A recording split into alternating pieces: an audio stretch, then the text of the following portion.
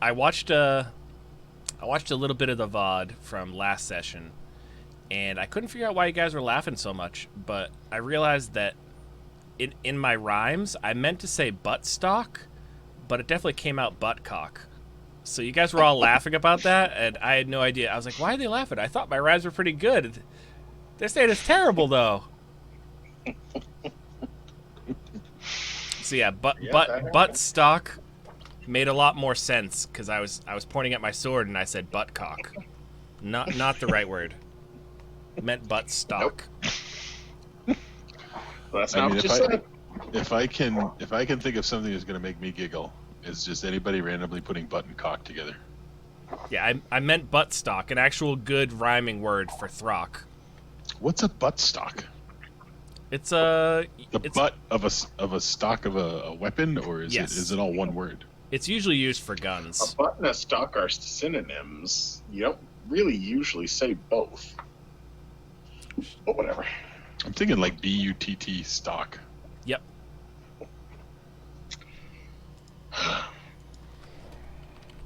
It's like the thing that goes to your shoulder.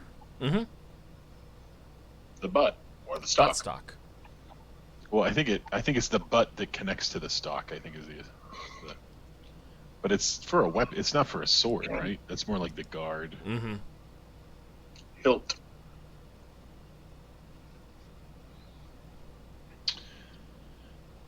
You get the pommel. You get the guard. There's other tool like names that I don't even know. You have the hilt and the blade.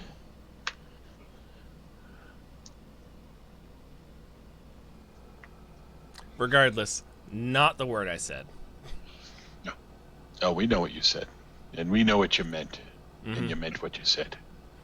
Negative. Did not mean what I said. I was just trying to think of rhymes real hard, and the wrong rhyme came out of my mouth. It's pretty great. And then I was called stupid about it. But whatever. I didn't call you stupid. Did anybody call you stupid? I didn't. You say said it stupid. was the most dumb thing you've ever heard, and everyone is now dumber having listened to it. Oh, right, You right. did say that, From when you yeah. That wasn't me saying that. That was the NPC. Mm-hmm. Mm-hmm. Yeah, I didn't. I see how it is. Hating on my rhymes. No, I didn't. I didn't care. But Senor Man Without the Name apparently Well, really didn't like it. Made me giggle. That's all I can say. That's good. That's all I can ask for. So if we want to go through some of the dialogue, I guess we can rush it by saying the first sentence, blah blah blah, then the last sentence. That's So that we don't have still to gonna go take through- a long time. I mean, it's I going to read take the play. some time. No, I read the whole thing. It's not a bad play, to be honest. I don't think. I thought the demon children eggs was very interesting. Yeah, that's where things kind of go askew. You're like, what is this? This And is then the weird. wizard says, that's not going to affect me. I was born this way. Everyone's like, what? yeah, I killed the original guy with the exact trial. What? Oh, man, that was funny.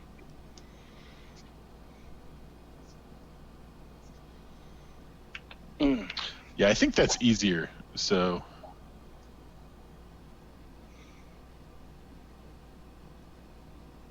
yeah, first and last sentence to anything that's longer.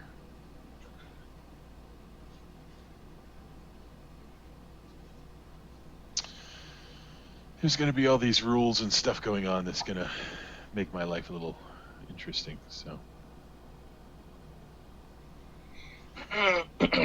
Rules.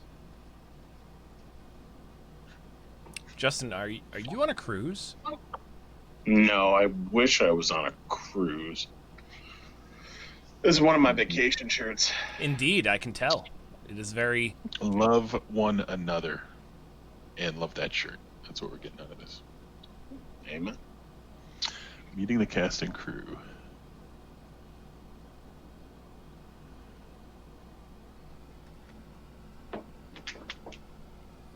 It looks like it says love one another, and then I, P, your, and then I can't make out the last word.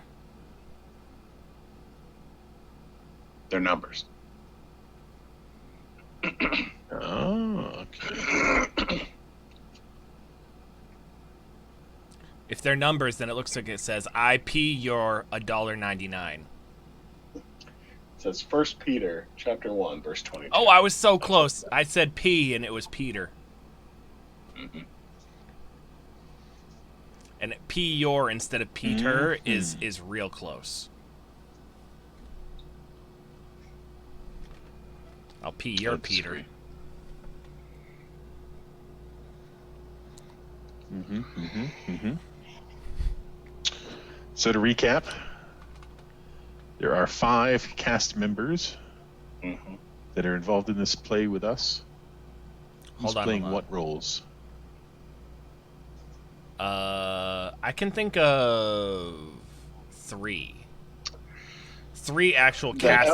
I can think of 3 cast members, which is to say, the big lady, the little lady, and the douchebag. No. Those are the 3 cast members. Is Lazarud, of course. The elf is Dentris. Yep. The douche is Handerthan. Yep. I am Drovalid. Yep. And Brady's the idiot, whose name I forget. Tybane. Yep, that's it. Or Tibian. Tybane the idiot. That's it. You got it. I like Tybane. Tibian. Tibian sounds like a part in your foot. Mm-hmm. Oh, I fractured my tibia. Who's Johannes again? Dentris. The wizard. Oh, the wizard, right. So yeah, you said there's 5? I do not count 5, neither among the party nor among the other people. And then there's Ilsandra and Drovalid. Yeah, I don't know.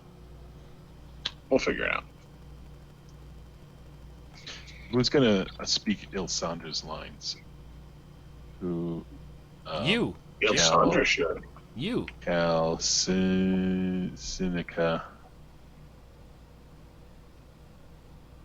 plays.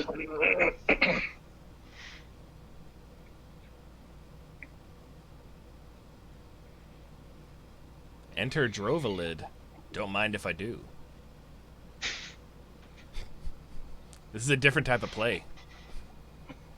Oh, if you've read it, you'll certainly know that. Kyle, did you read the play? More torture. Did you read any of the play? I read some of it the first day. I have not taken time aside since then to read more.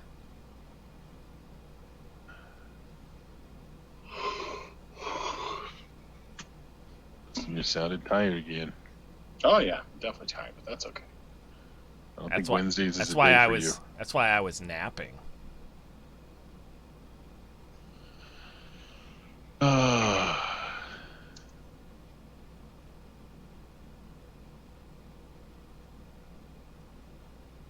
There's Drovalid, Tybane, Dentris, Ilsandra, Hardagagu, whatever his name is. Handerthan? As Anderthan. Or Hey Anderthan. Hey Anderthan. Hey Anderson. If that was an S, it'd sound like Hey Anderson. That'd be easy.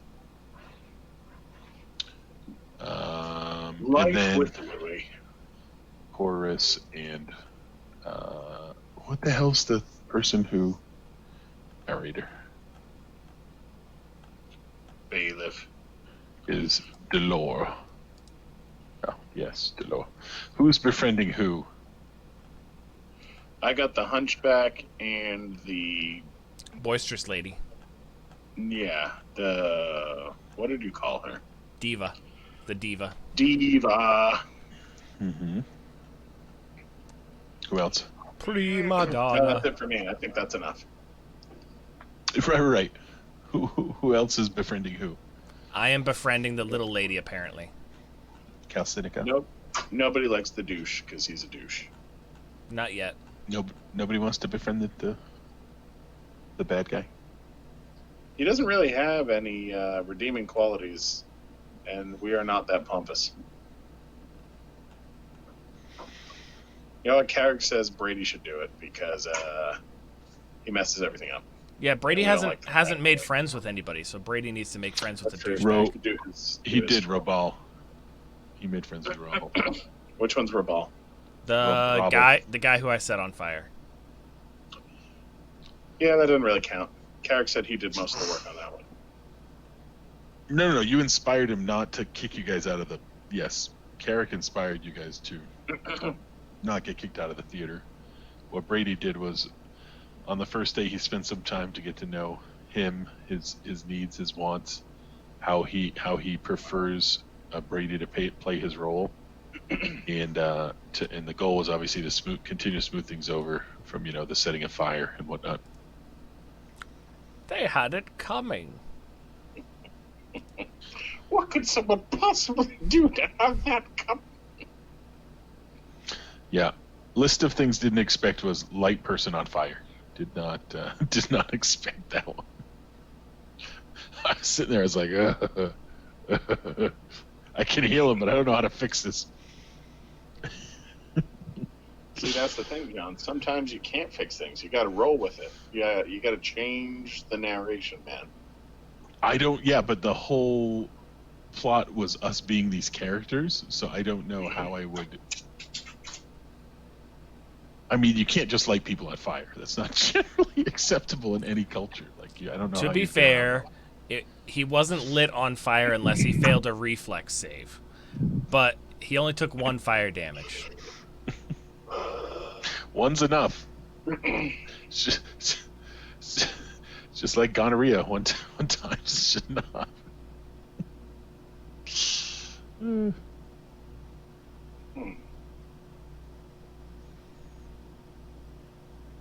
6 Trials. The name of the play is the 6 Trials of Larazad, right? Who are, I guess, kindred and or layman of Asmodeus, from what I can tell. And Asmodeus is kind of like a bad guy. Is he a greater demon? I gotta look up who the freak Asmodeus is. A prince, they call them, I believe. He's in the Marvel database. That's interesting.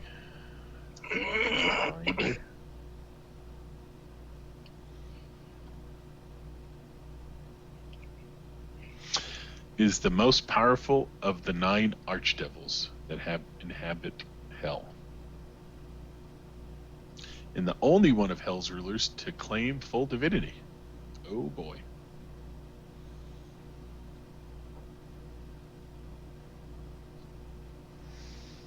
He's basically Lucifer. He's a bad guy.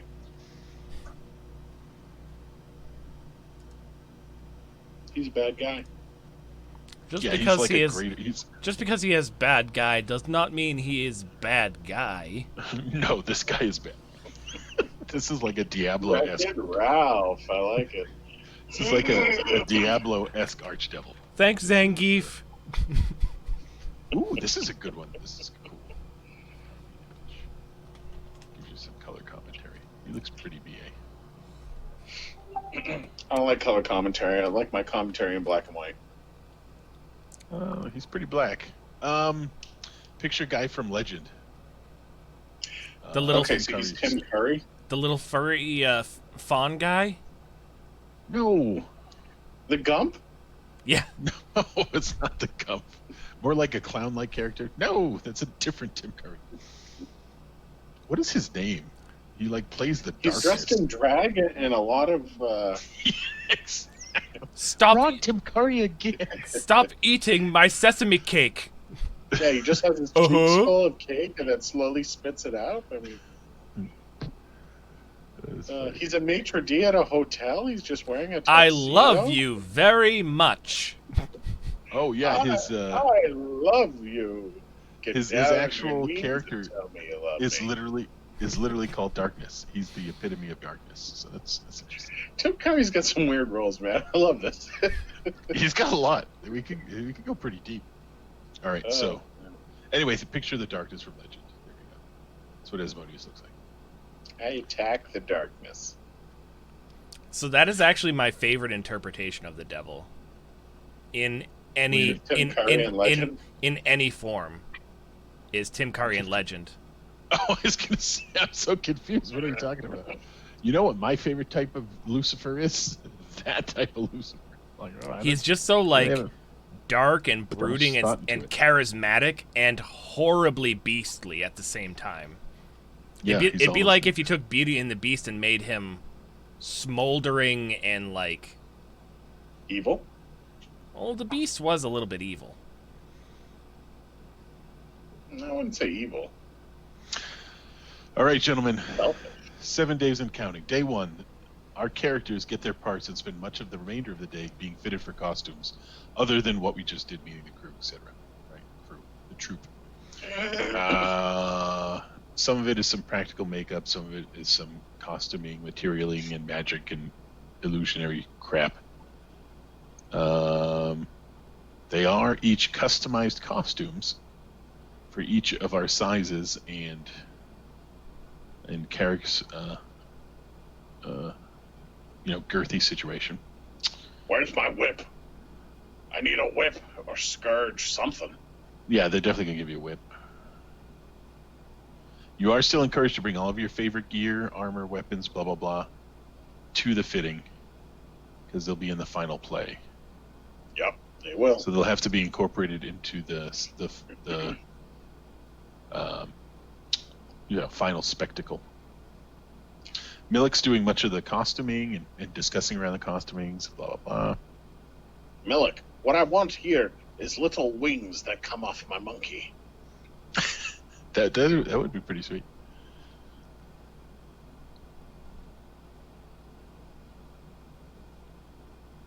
Oh, is Carrick going to use his full plate? Probably, yeah. I cannot assume he would take that off. I think he might be able to work some of the costuming into. I don't know enough about that character's costume to say if that's sensical or not. But he's the scourge. He is the hand of the court that tortures. He's an inquisitor, pretty much. Inquisitors can use heavy armor. I mean, heavy. No, I mean, I like that it's spiked. I don't know what other things. A tabard. You can put a tabard over it for sure. Yeah. So that can be embellished with whatever they want. They can put a cape on the back if they so choose. Yeah. And hopefully it's not a cloaker this time. Yeah. yeah. You guys lucked out on having him not get a whole 3 rounds of combat. Yeah. We lucked out in a lot of different ways with that particular battle. Mostly Brady trying to attack the Cyclops and not dying right away. That was very lucky.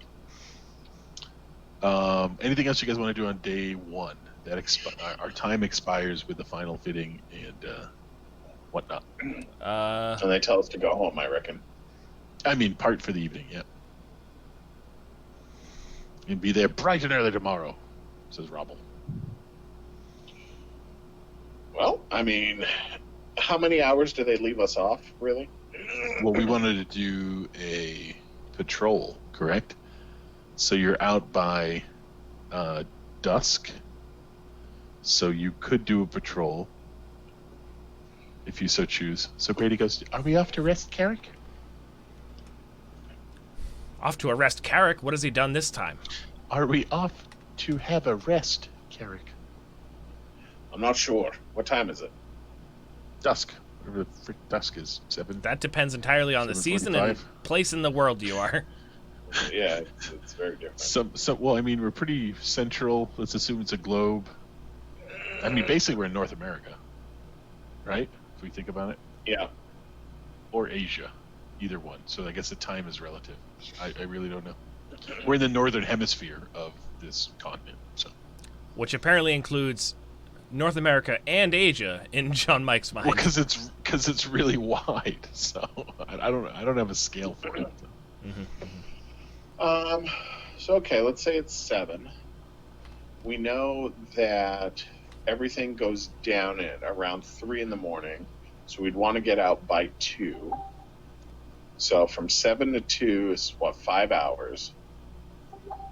No. Which turns into No, that's 7 hours. 7 hours. I apologize. You're absolutely right. Carry the 1, 8 hours. So we get a full night's rest right there. I am very tired. So it's 7 hours, which turns into 28 hours, a full day if we go into the rooms. Yeah, which is what we're going to do, right? We're going to practice our lines. We're going to prepare for the. We're going to rest, obviously, probably eat, etc. Right? Mm-hmm. We can definitely memorize the play mostly in a day. There's not that many lines, right? So there is something So we are going to do that, right? We're going to take a day, basically a day off, and then come back out and be like, "Oh yeah, we can patrol. I feel good." No, fully got prepared for whatever we could prepare. Is there anything that would help us with shadow creatures that we could prepare for in that day that we know of? Yes. We would need magical assistance. Or kind of magical assistance. Throck is going to set out a meal for all of us. And via his charisma and camaraderie, we not only get a full day's, sustenance from this one meal, but we get +1 to the next aid another action that we do. All right. So if someone is helping, we get +1 to that, just for having eaten together with Throck. What's he make? Mm-hmm. It has to be something that he has foraged, or pillaged, which means that we are eating sausage again. Is it a contest? It could be. There is supposed to be merriment amongst the eating, because that's what gives you the morale. It has to be a contest. Absolutely. The last one we had was interrupted rudely. Is there books on the shadow realm in Brady's lexicon? Because I don't. Brady looks for books of that type. We said there were books on the planes in there, and the shadow is a plane. But is there a bestiary or something that would assist on?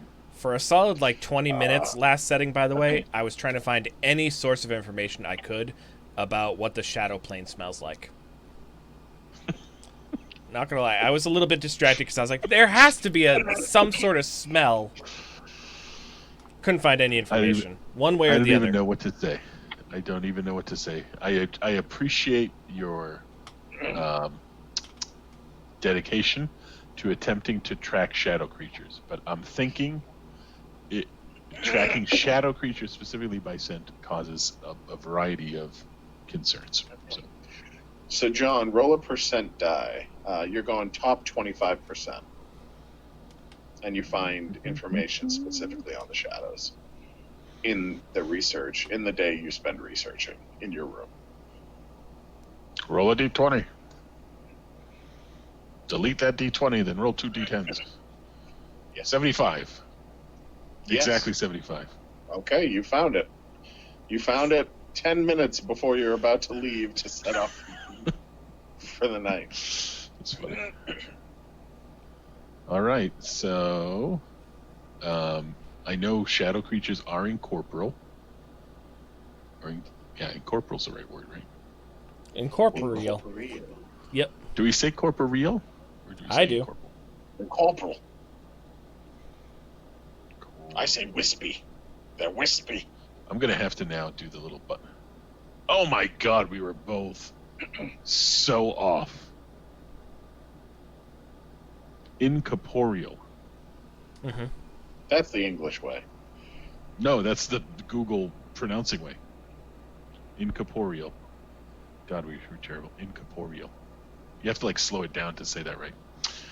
So we know that some shadows, like what we saw, can, in any illumination but a daylight or higher spell, which is like a tier 3 plus spell, can meld into the shadows. So our perception was that they were melding into, like, through the walls and whatnot. They could have just been blending into the shadows and then exiting. But they are incorporeal, so I'm gonna leave that up because I know I'm gonna mispronounce that a few more times. They're Inca cereal.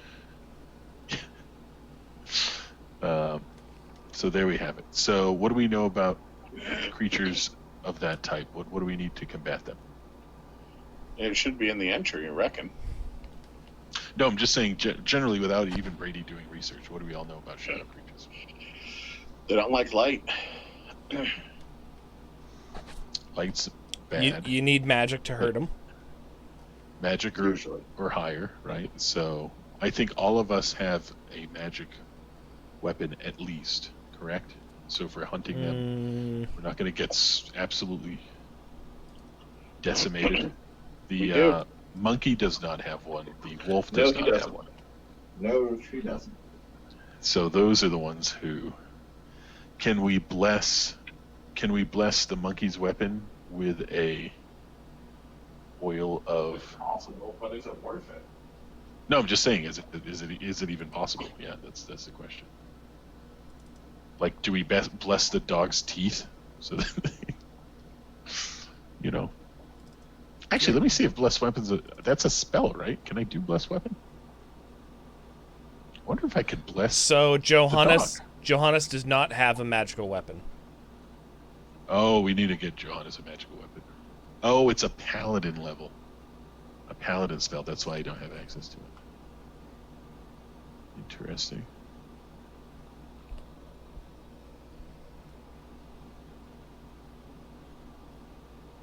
So Throck could cast a spell on Johannes so that his arrows do fire damage.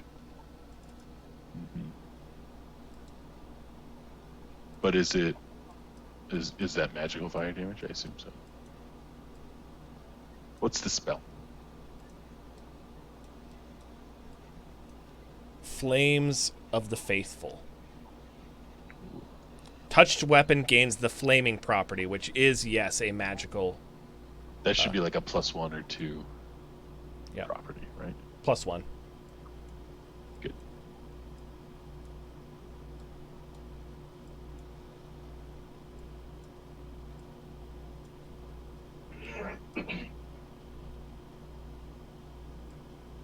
I'm grabbing a drink. Mm-hmm. Wait, this isn't my drink. This isn't where I parked my car. Joe, what's it called? Throck has a way of getting a magic weapon. It says if the weapon leaves your hand, the effect ends. That's fascinating. Correct. Hold on to that bow. Yep. Cool. So he cannot use it in the dart, which is what he wanted to do. He wanted to be able to use it on the dart, but why can't you use it on the dart? Because you have to throw a dart. Oh. You cannot use a dart as a melee weapon. That'd be like literally trying to use a sewing needle. Well, what about the arrows? Like, you have to bless the arrows to make them flaming, right? No. Like, how does the because if the bow is flaming, that doesn't mean that just... If you have a flaming bow, that doesn't mean that your ammunition does nothing. You, like, burn up your arrows on the way.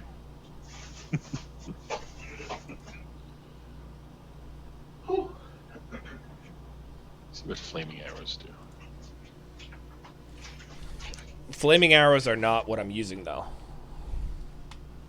What are you using then?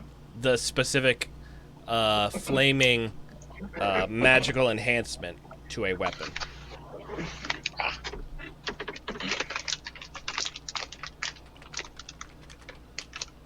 Yeah, the difference is that it's a flame arrow is a much higher level spell.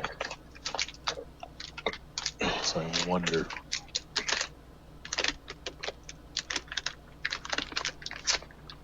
If you can use. What the hell's it called?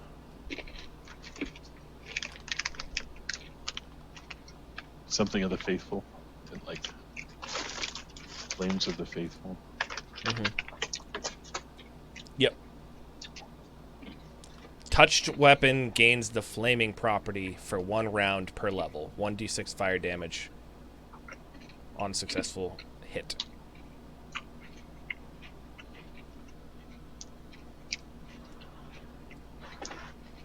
Yeah, it's a +1 bonus.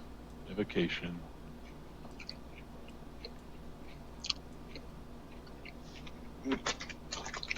It's really hard for... It's just interesting that Flame Arrow is an extra level higher than the Flame Weapon, and I wonder about that. But we can assume that that's going to work. All right, very good. So we're prepared for the evening, I guess. Are we prepared for the evening? Brady doesn't have to do anything. Brady's ready. He's got a short spear. He's got his battle axe. Both of them will do the job. If somebody needs the short spear, take it from Brady. Brady can just use his battle axe. Nope. The long spear is way better than the short spear. No. Yeah, Carrick doesn't need it. I'm saying if any other character needs it. Does Throck want the short spear? Does Johannes want the short spear? It's teeny. The point is that it's +2, so it'll definitely kick some shadow butt. But it's teeny. Well, Brady's teeny. That's why he has the short spear. It's a Brady-sized spear, so that's why he can have it. Yes, no, maybe so. So, there's one other roll we never did. That's actually pretty important. What? Locke's roll during the day, sneaking around to see if he finds stuff. Let's assume that he does not.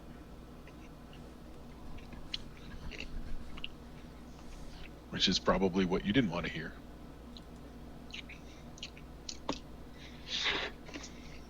There's a lot of different rooms. There's a lot of costumes in the manor. There is a lot of scripts, and there is All right. at least one treasure chest, by the way. So JM, Oh, you're going to find that right away. the reasoning behind it was if a third level magus or sorcerer or blood rager casts flame arrow, he can cast it on 50 arrows and they last 10 minutes per level, which is at least a half hour for 50 projectiles. The one that I have lasts for 1 round per level, and it only applies to one weapon. So you could set up... That is way weaker. You could set up literally 10 archers with 5 arrows each for a half hour of their choosing. You could equip them all. Or 5 archers with 10 arrows each, and it lasts a half hour. Versus 1 weapon for about a minute. Right. So that's why it's a level higher. Anyway, that's all. Makes sense. That doesn't seem so different. It's night and day. That is way different. Cool. So we are out and about. Locke returns. I assume he's going to stay in a room so that we get, properly equipped and prepped and everything. Yep. I guess nobody gets the short spear, so Brady still has the short spear. Yep. So this is night 1. We'll give it 10%, Jay. So 90 or above. How many rolls? Just 1. Just, are we going to be around when we're 87. Super close. super close? So again, we hear some screams. We rush to where we believe it is. We see slinking shadows, but nothing we can chase. Even with Brady's detecting skills.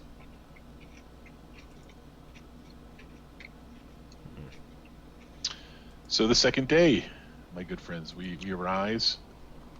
Does anybody want to report to Tony any of the details from the evening before? Nope.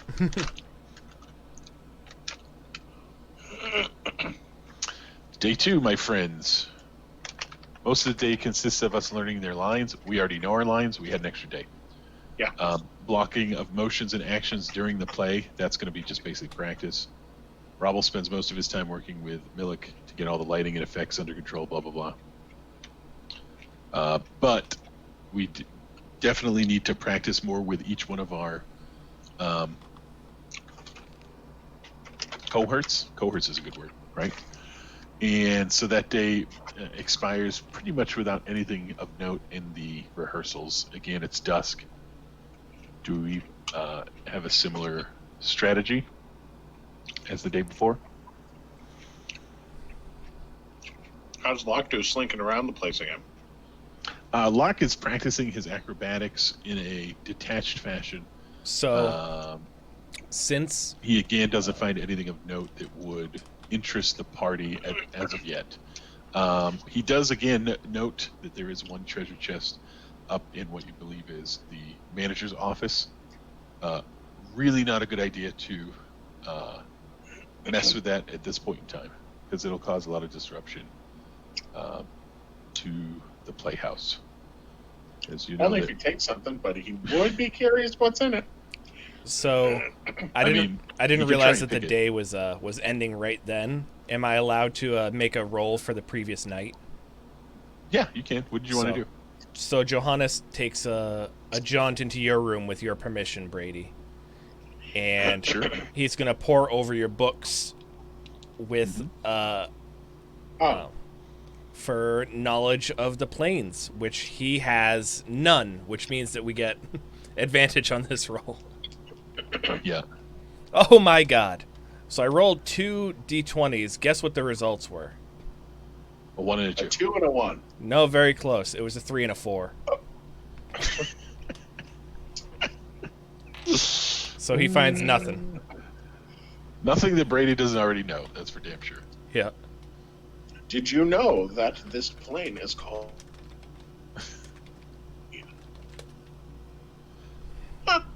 You kind of broke up there. Material. Mm-hmm. Amazing. So I saw a meme about this morning, where if Madonna says that she's just a material girl, that must mean that there's also a astral girl, as well as Shadow Girl, and what's a limbo girl? Mm-hmm. I don't disagree.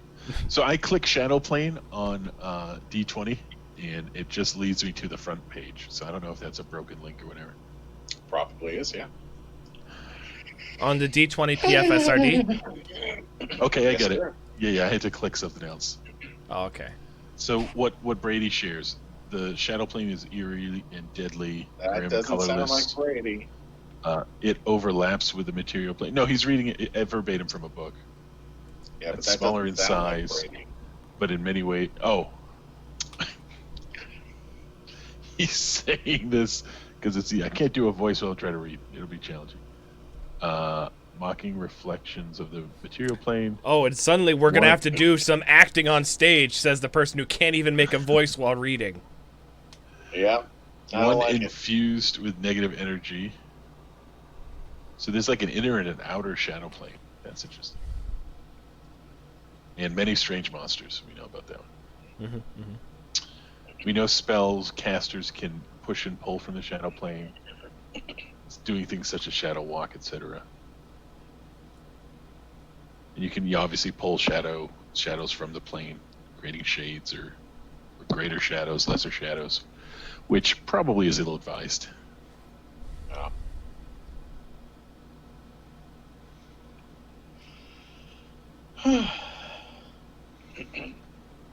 It's one of the inner planes. Interesting. Okay.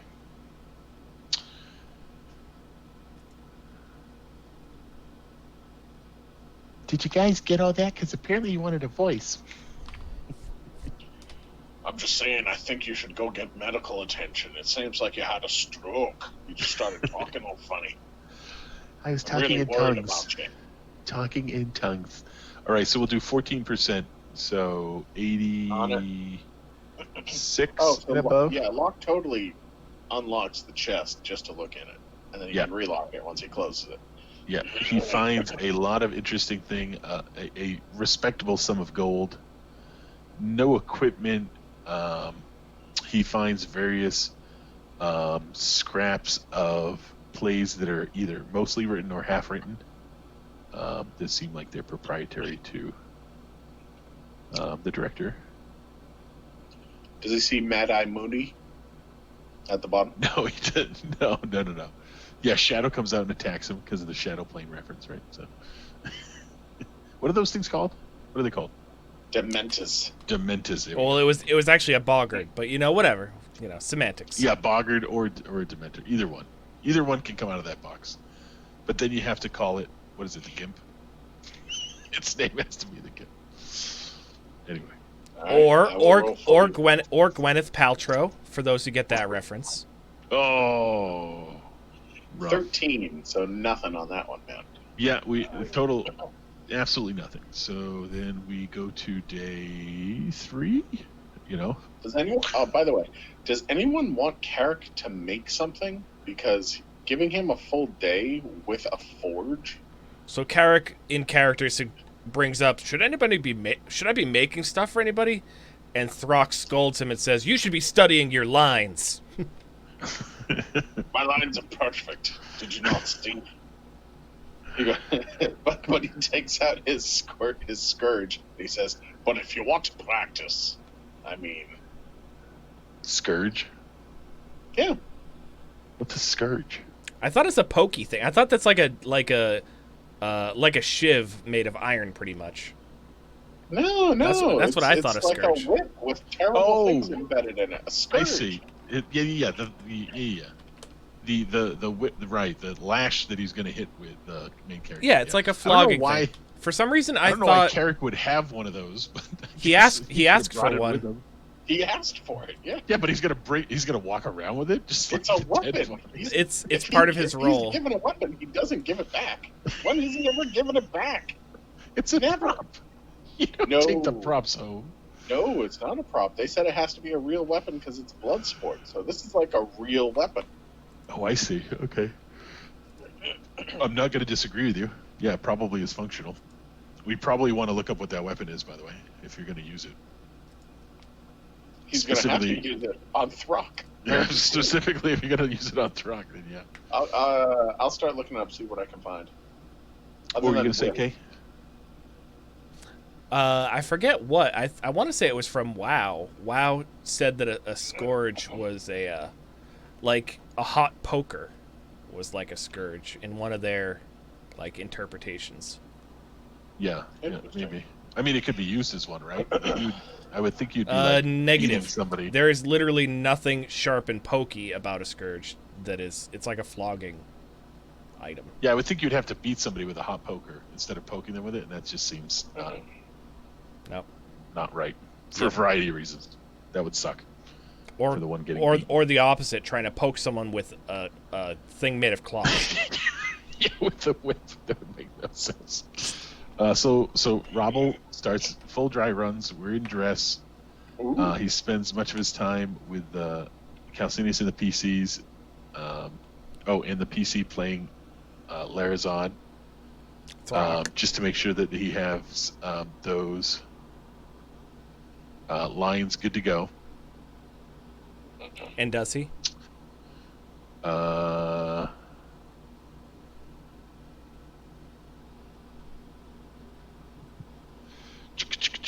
So there's kind of a point in this where you can I'll throw you a bone. You can attempt to dissuade your fellow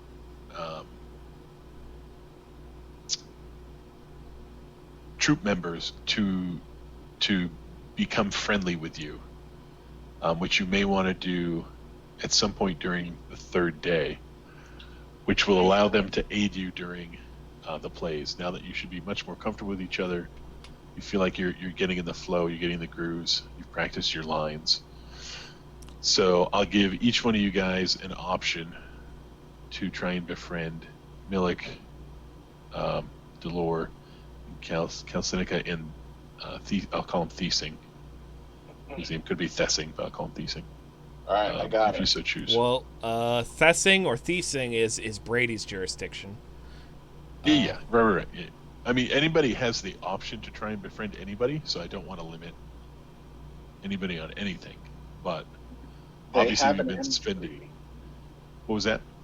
They have an entry here for Cat o' Nine Tails, which is the closest thing I can figure. Mm-hmm. Cool.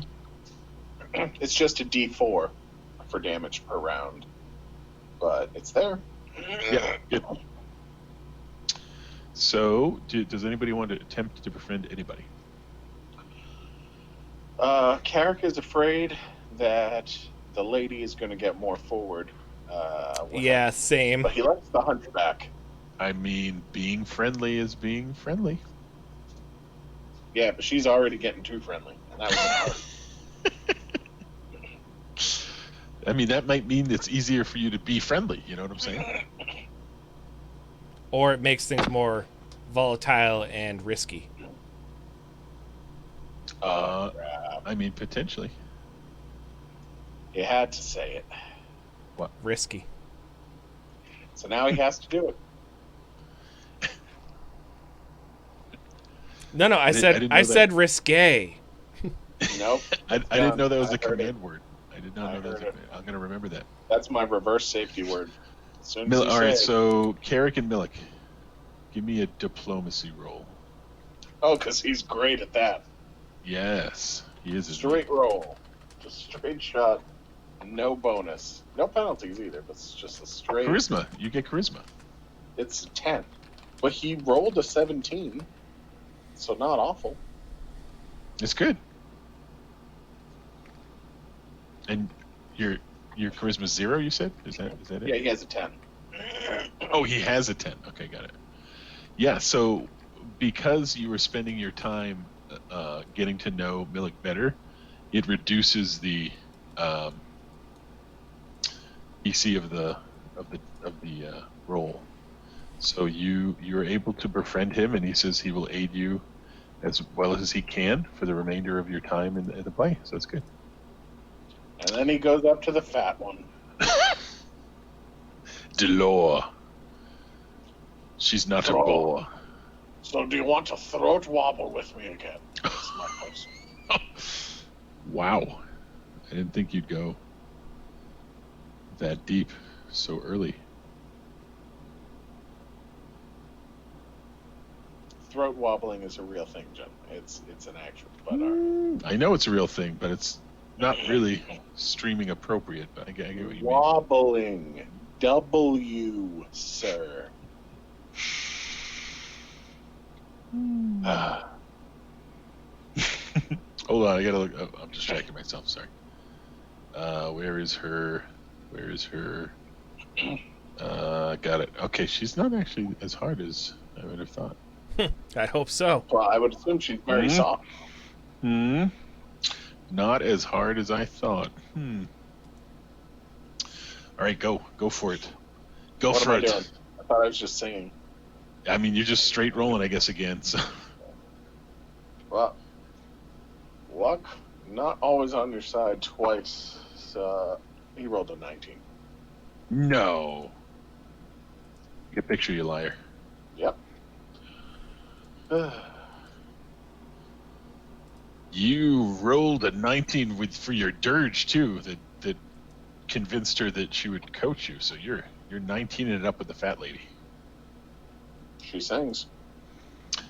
That leaves Throck with Calcinica.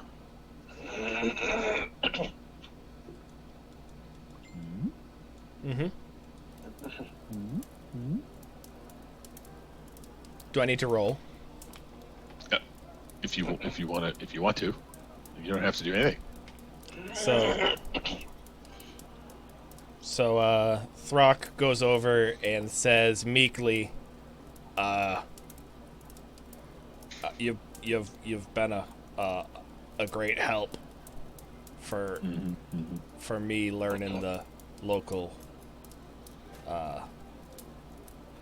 Fiery. talking.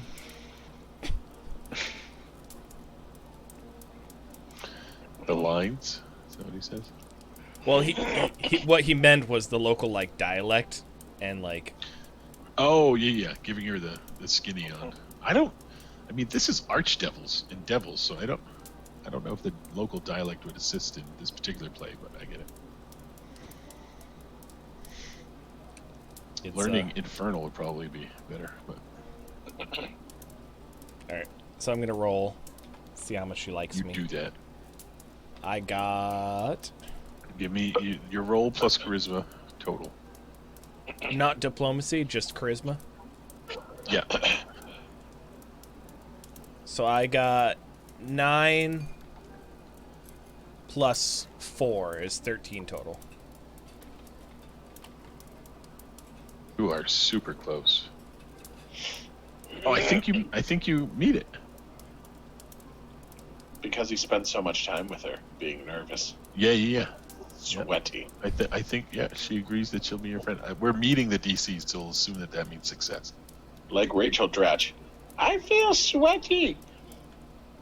Brady uses his charm, wit, and He's gonna fail.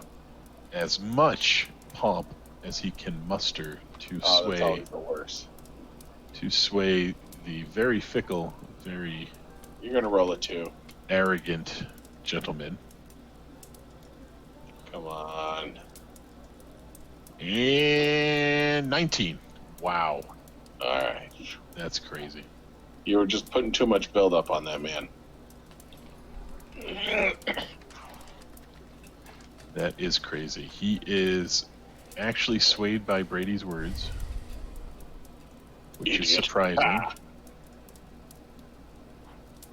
And so he agrees to assist Brady moving forward. So at the end of the day, Whoa. We forgot about the elf, didn't we? The elf isn't making friends with anybody. yeah, I don't have a note that says the elf is doing anything. Oh, he can, but he can. He has the option. He has the option to befriend anybody. Yeah, that's 100% true. So Locke turns to him and goes, "No, not me, you idiot. I know you. Go back there."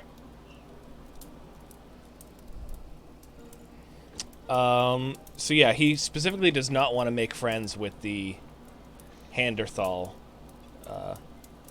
Yeah, as a actor. jerk. I think Johannes was with the Johannes Hump. could literally try and make friends with every single other person. It's just the question is, was he working with anybody during the last 3 days? Do the hump to home. Negative. Of those people, no. He would have been, if he was not working on those specific people, he would have been spending his time working on figuring out other people who are not cast members. Like who? They said that the invisible hand or whatever, the people who fight with the Iron Foot, that they're interested in lesbians.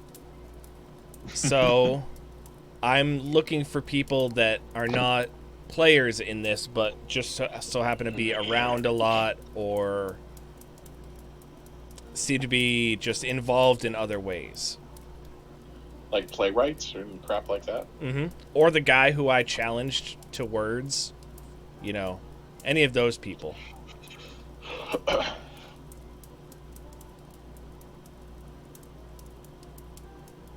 I think I made John have to think too much. No, I got to do something before the end of day 3. So everybody roll a d20 plus charisma. Ah, crap. And hold on. Is this a spell-like ability? No. Or poison? Come on. Can it be a poison? No. Johannes has 8. Hold on, we got. Charisma-based That's poison. 8 total? Yes. Maybe I can beat Johannes.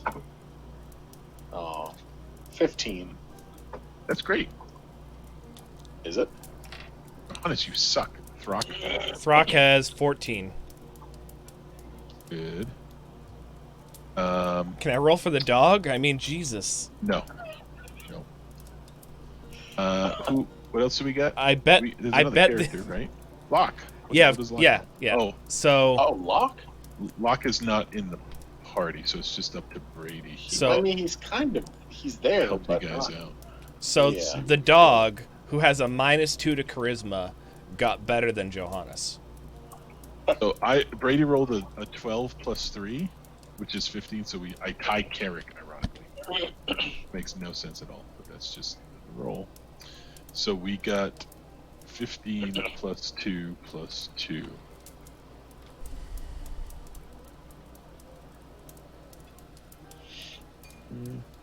Roll this, and this is based on our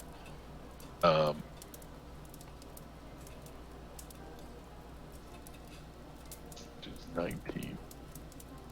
Okay, I think. Hold on.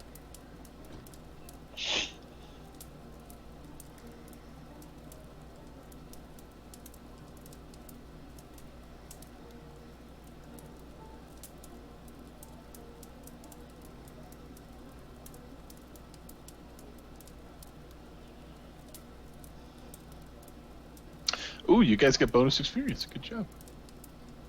Good job, guys. Yay.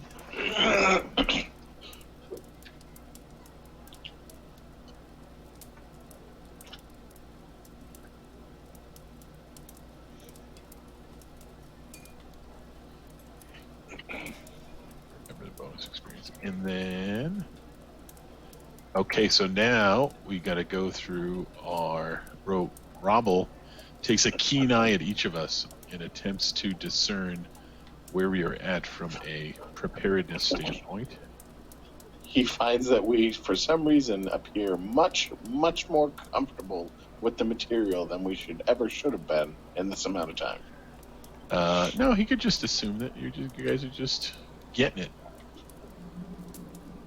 I don't think he'd be surprised. He's kind of demanding, Jay. So Yeah, but I mean, hold on. Day 3.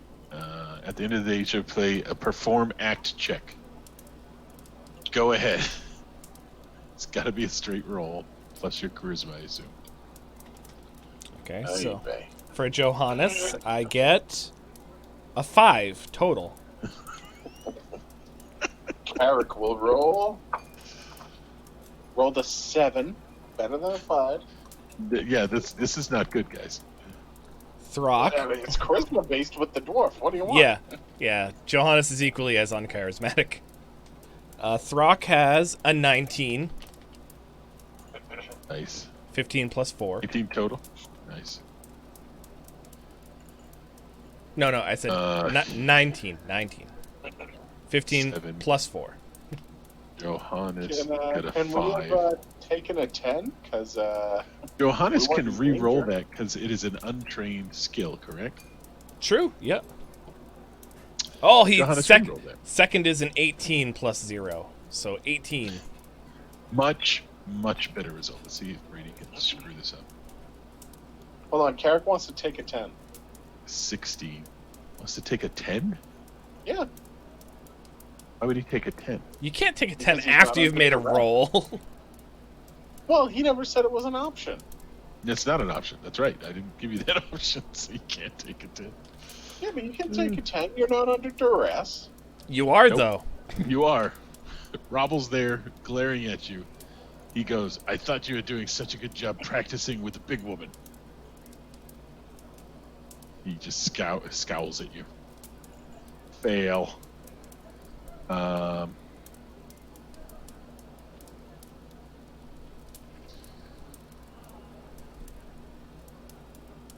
Good job, guys. The dice are a Now, fickle mistress. yes, they are. Unlike that big woman. Yes. She's not fickle at all, very honestly.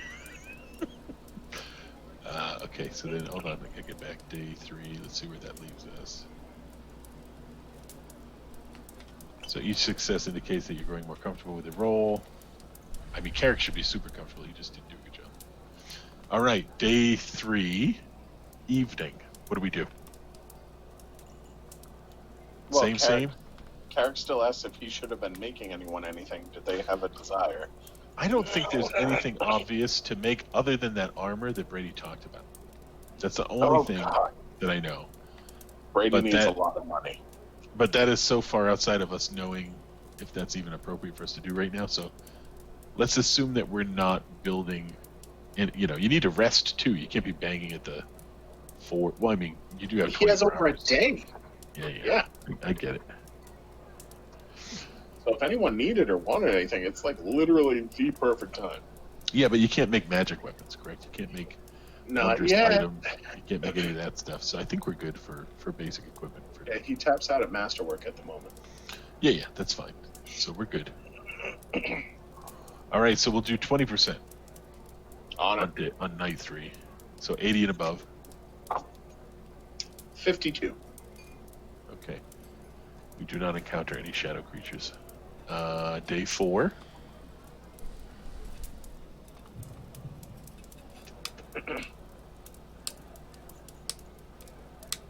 So as you arrive to the playhouse that day, you kind of feel a general tension or anticipation. People are chattering about this play that they heard might be going on. Nobody really names it specifically, but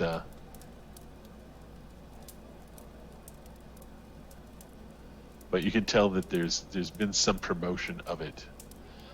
Now, you guys could fan the flames around the city. You could have Locke fan the flames around the city to roll up additional attendees. Remember, you're going to make, you're going to take a percentage of the house. So that is an option for you to do. Robble has talked repeatedly about promoting the play to your constituents. So that's something he encourages. I don't know if Brady, Locke, and Carrick Have and Johannes constituents. have really anybody they can promote to, but maybe Tony's family. But again, it's kind of weird to say, hey, come and Tony and your family come to the play, Tony will say, "What play? Aren't you supposed to be looking into these disappearances?" Touche. Might complicate things a bit, right? A little bit.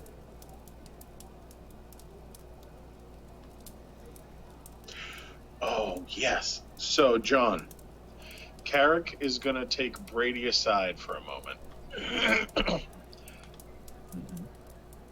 This has nothing to do with the drumming up support for the play. This is completely separate.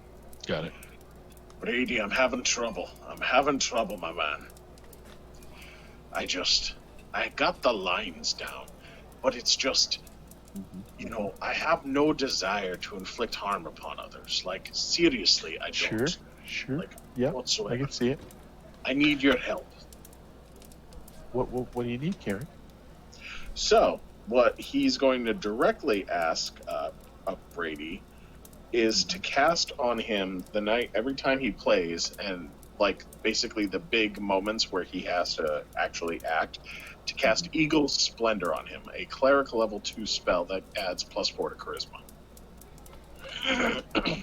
I don't know if you need charisma for the actual combat. No, not for the combat, for the acting part. How long does it last? A minute per level.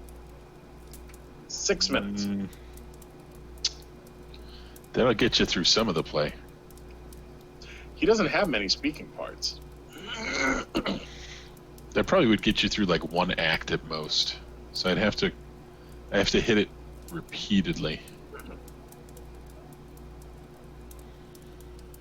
Eagle Splendor level 2, you said? Yep. Cleric/Oracle 2.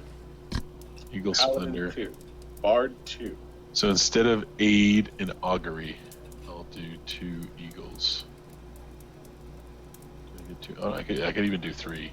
I'll do 2.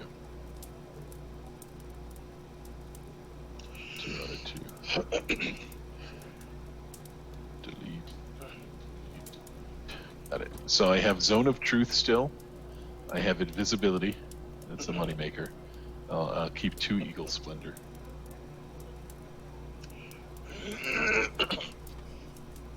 I have to touch you, though, just as a heads up.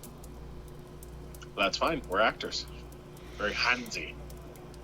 Got it. So we go through, again, similar...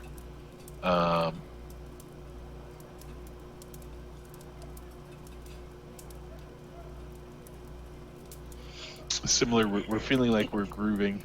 We're good to go. Again, it's around dusk. Carrick will, to piggyback after the Eagle Splendor thing, he will, just for the sheer sake of the humor, go into the taverns and the places he noticed were more dwarf centric, and advise that there's a dwarf in a starring role in a human play, which is basically unheard of but amusing. And his sole job is to beat up the other members of the troupe, which is kind of true. Specifically a half orc. Yeah, well, yeah. Specifically, what type of right? Yeah. Yeah. How many taverns do you do this to? All the ones he knows of, and he's been there a few times, so I consider it quite a few at that point. Like a half dozen? Yeah, probably something like that. During the day, you do that? You excuse yourself and do that? Yeah, it'd probably take like an hour and a half, something like that. It would just probably to walk take there. a little bit longer than that, Maybe. We'll say you were out for a few hours.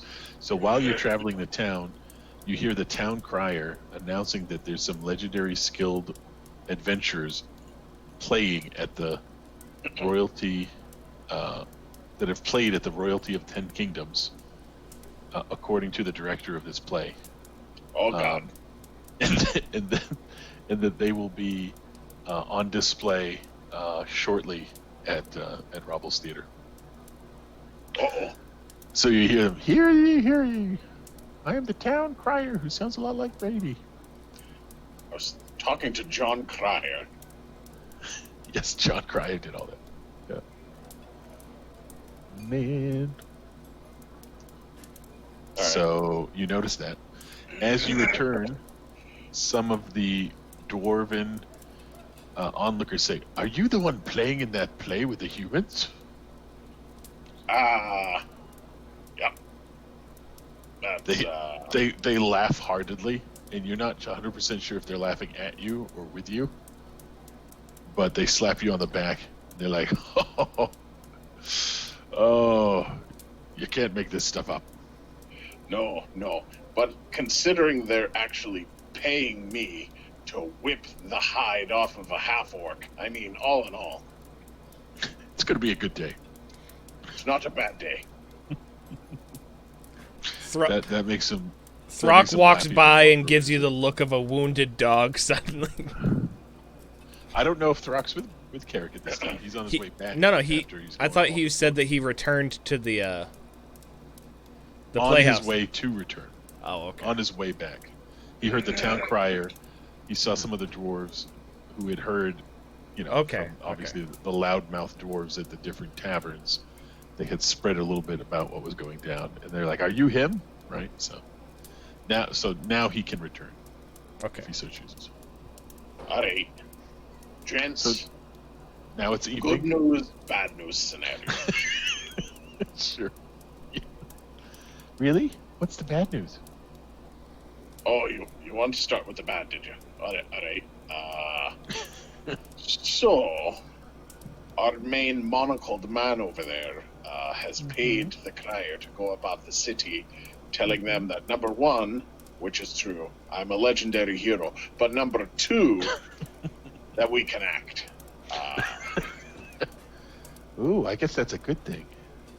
No, not the way I heard it. They might be looking for something more than what we're offering. Good news, I think we're going to get more money. Oh, that's why it's a good thing. Bad news, we might suck. I mean, that's always a possibility, Carrick, with you and the acting. Yes, I agree. I mean, I didn't sign up for acting. They gave me a weapon. They said hit somebody, and I'm like, all right. So we're ready to hit the road. Do we exit and try and head back to the tower? As per norm. As per norm. So on the way out, a small crowd has gathered, and as they see Throck and Carrick leaving, they go, "Oh, are you two the players of the 6 Trials of Larazad?" There's about 24 people encircling you at the entrance to the playhouse. Yeah, it's me, it's the orc, it's the elf, and the wee Oh. kid over there. Oh, one of the gruffer guys goes, "Aye, we want to see a little bit of a preview, if you will. Please show us what you've been or what the legendary heroes have for us," he says, and he kind of has some ire and or disbelief in his voice. Buddy. So Carrick turns to Throck specifically. Buddy. So what do you think, my man? Do you want to spot a bit? I don't think I don't think our role really has it being a sparring match. Yeah. I think it's just you beating on me. Yeah.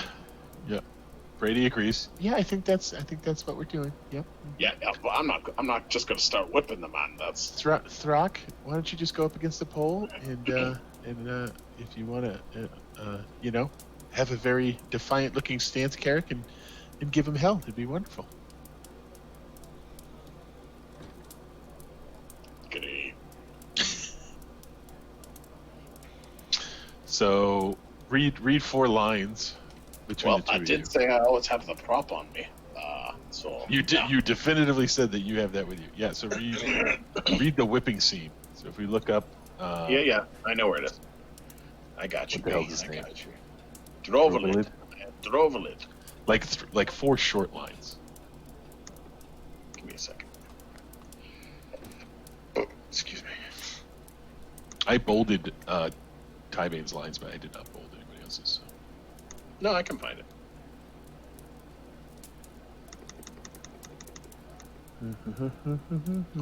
All right, here we go. I just want to... Trial by Torture, Act 2. Yeah, I got it. Recant half-breed, admit your twisted falsehood, you serpent-tongued traitor. So Throck is going to cry out and then say, "Even an ocean of agony cannot turn truth to lie. More bone-crunching, skin-flensing torment." Nah, recant and end this trial. Swift death shall embrace you, and Asmodeus smile upon ye who admit their falsehoods. He may not rend your soul completely, may leave some semblance of your spirit intact. I recant nothing. Grind on, honey-eyed torment, or honeyed I torment. will. Sing sweetly as I may, no cries of recant shall you hear. I hate lies, as I hate demon-loving traitors. Ooh, that was good. More torture. So yeah, whippy. How many times do you whip? 7. That's a lot of times. Are you trying to do subdual damage, or what are you putting into it? Can you do subdual damage with a friggin' whip? I thought that was you only can do- blunt weapons. No, you can do. Oh, I said subdual. I mean non-lethal, right? They use non-lethal in Pathfinder. Yeah. I can try. It's like leather straps with bits of glass and Yeah. sharp Yeah. metal. There's only so much you can do to So prevent it what's from hurting people. Throck's flat-footed AC? Because he is flat-footed. 16. So roll 16 times, or roll 7 times at 16 to see how many times you whip. And we'll assume you're trying to do non-lethal damage, right? Or at least not giving it all the strength, all the gusto you could. At minimum. I mean, you could try and whip him normal, but if you're trying to do non-lethal damage, would probably be the best. Oh, that's the one. There it is. Let me think. 7 times is a lot of times, Justin. What does Throck think about it? Should he go full force or should he hold back? You And I should can do full work for force, that, yeah. non-lethal. Yeah, you should be trying to use the weapon in a You're not trying to get his neck. You're trying to hit him square in the armor for non-lethal damage. That's You should be able to hit him at least 5 times, and it's a D4, so you can do like 20 non-lethal damage, which is not really a big deal. 5 hits. Yeah. So then roll 5 D4s for the non-lethal. And remember, you're doing non-lethal damage, so it's like, what, a -4 or something like that to hit? Yeah, I know, but the bonuses were so high. And Yeah, actually, if I wanted to be technical, each time I hit, I could have hit him twice with my iterative. But Yeah. no, that's fine. You totally could have done that. I agree. But I asked you how many times you hit him, not how many times you attacked. That was the word. 7. So you took 4 rounds to hit him 7 times, basically. So you did it lickety split. 12. Okay. Here we go. All right. So now everybody is going to But roll. my strength modifier is +4. Yeah. So that's 12 turns into 32. Does it really? Yeah. Is it really? Yeah. Let's It's do the 5 math. times 4. That's an additional 20. 20 plus 12 is 32. You did 32. What's his HP? Okay. 43. Oh, you almost whipped the crack on the Throck. That was close. Alright, so test run 7 too many. Now we know. Yes, 7 was a bit aggressive. Brady goes, "Jeez, Carrie." So, in the middle of each of those rounds, Throck is gonna heal up. It's a swift action, and I only need it's- 1 free hand to use it. And it's non-lethal, so isn't it healing it like easier or something? Yeah, non-lethal damage is super easy to heal. So assume that you can just heal it at the end of the. Okay. It's Throck 7 times. 2 non-lethal damage, which is not a small amount. No, considering most peasants just have a D8 of hit points with +0. Okay, so then perform checks. So Throck.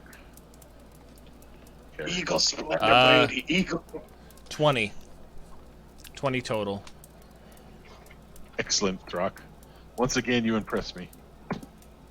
I can cast Eagle Splendor on you in the time it takes you to do the performance. You just had to remember before the performance, Carrick.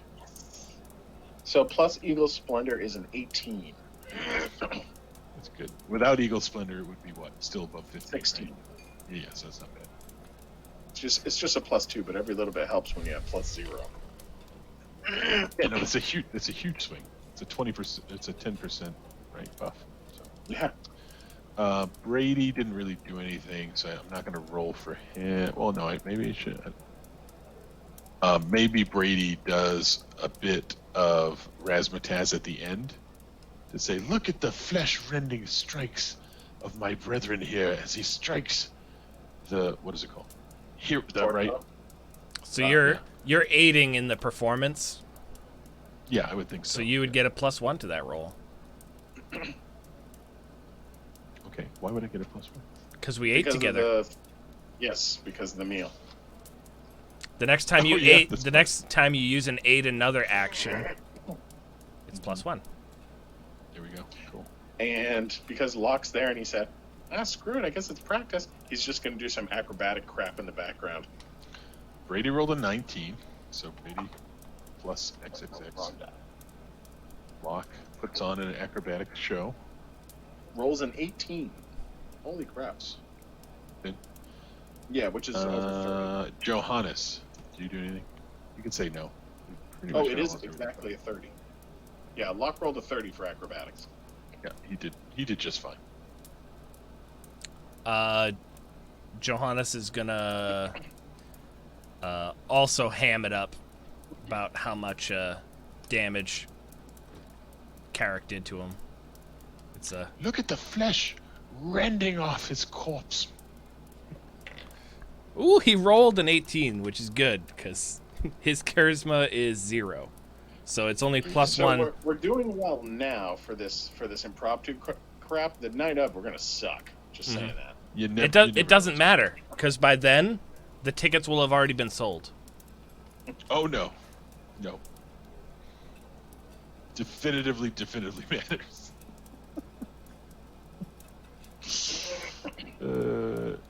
Very, very important to not suck during the prequels.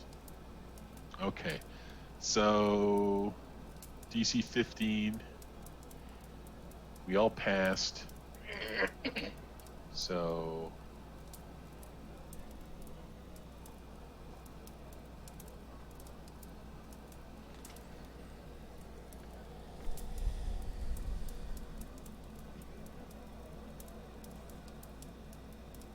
oh, I'm gonna like this. Okay. So we got we basically all got +2s times 5, right? +2 space. 1, 2, 3, 4, 5, which is 10. So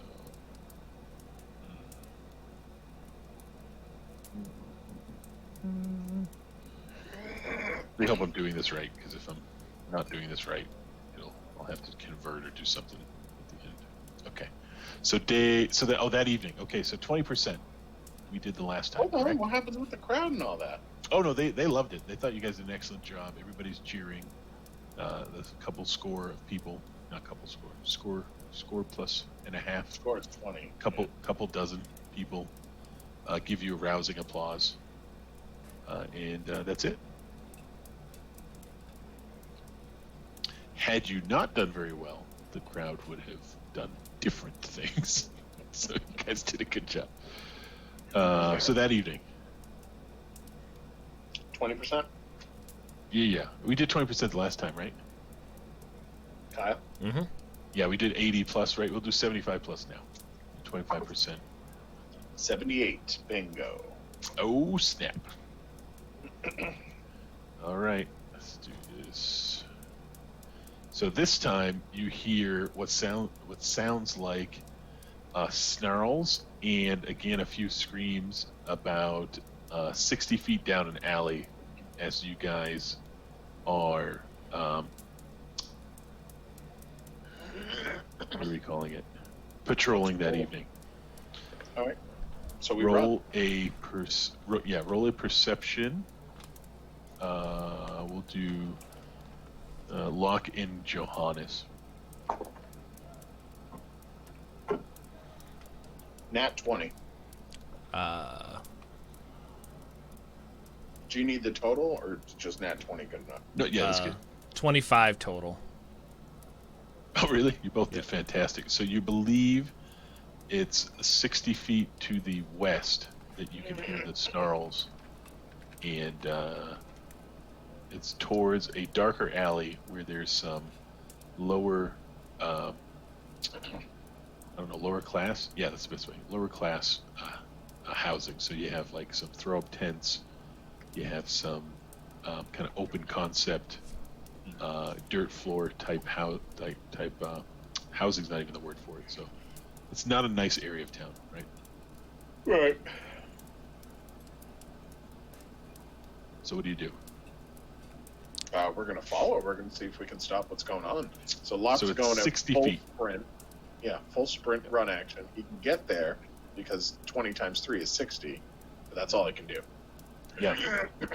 Arithil can get there faster. Yep, I would believe. Yep. So I guess we just roll initiative. Arithil can charge and still get an attack action, but can't attack a shadow. That's the only problem. Yep. Because it's times 2, so that's 80 feet. That's So give me initiatives if that is our Carrick Rock. Okay. Tell me when you're ready. You ready? Said yes. Locke is a 21. Carrick is a 5.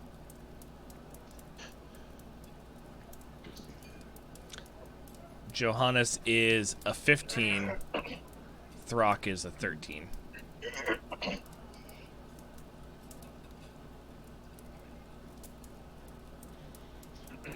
So how much of a distance is it before you can see down the alley? Is it 60 feet until you can see down the alley? You can see down the alley, correct? What you see is exactly what I described. It's a shady looking. You don't see like peasants or shadows, or you just run down. If you do run down 60 feet, you'd have to reassess and see if you can see anything from there. Okay. Hold on, I forgot what I was doing. I was answering questions. All right, Brady is that.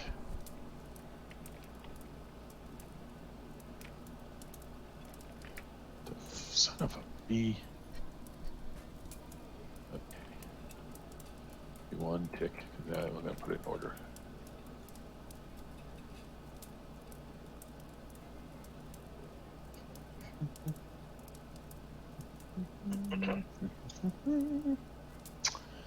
And then we go pop, pop, pop.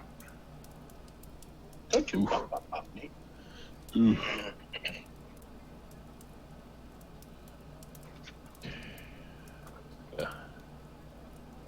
Hold this window out. That'll help me. Let's init for these suckers.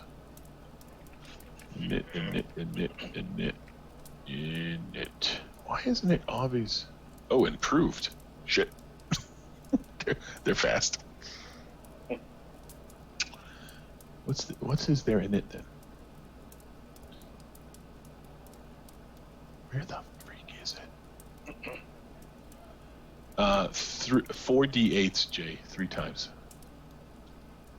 48 on it. Any pluses or just 4 straight D8? Plus 8. Let's do that.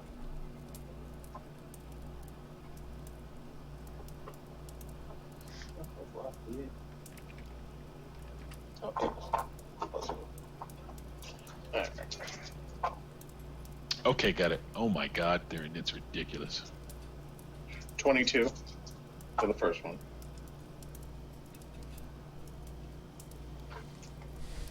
24 for the second. 31 for the third. That's it. Oh, I thought there were 4. Okay. 31. What was the middle one? 24? Yeah. 22, 24, 31, I believe was the rolls. That's that thing. Too many windows now. And then that thing. So we got 18. There.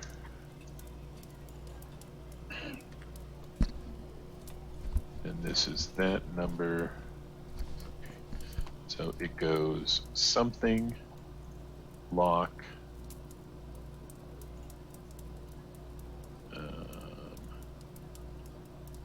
Eric's going last. Big surprise. Throck, Brady, Johannes goes here.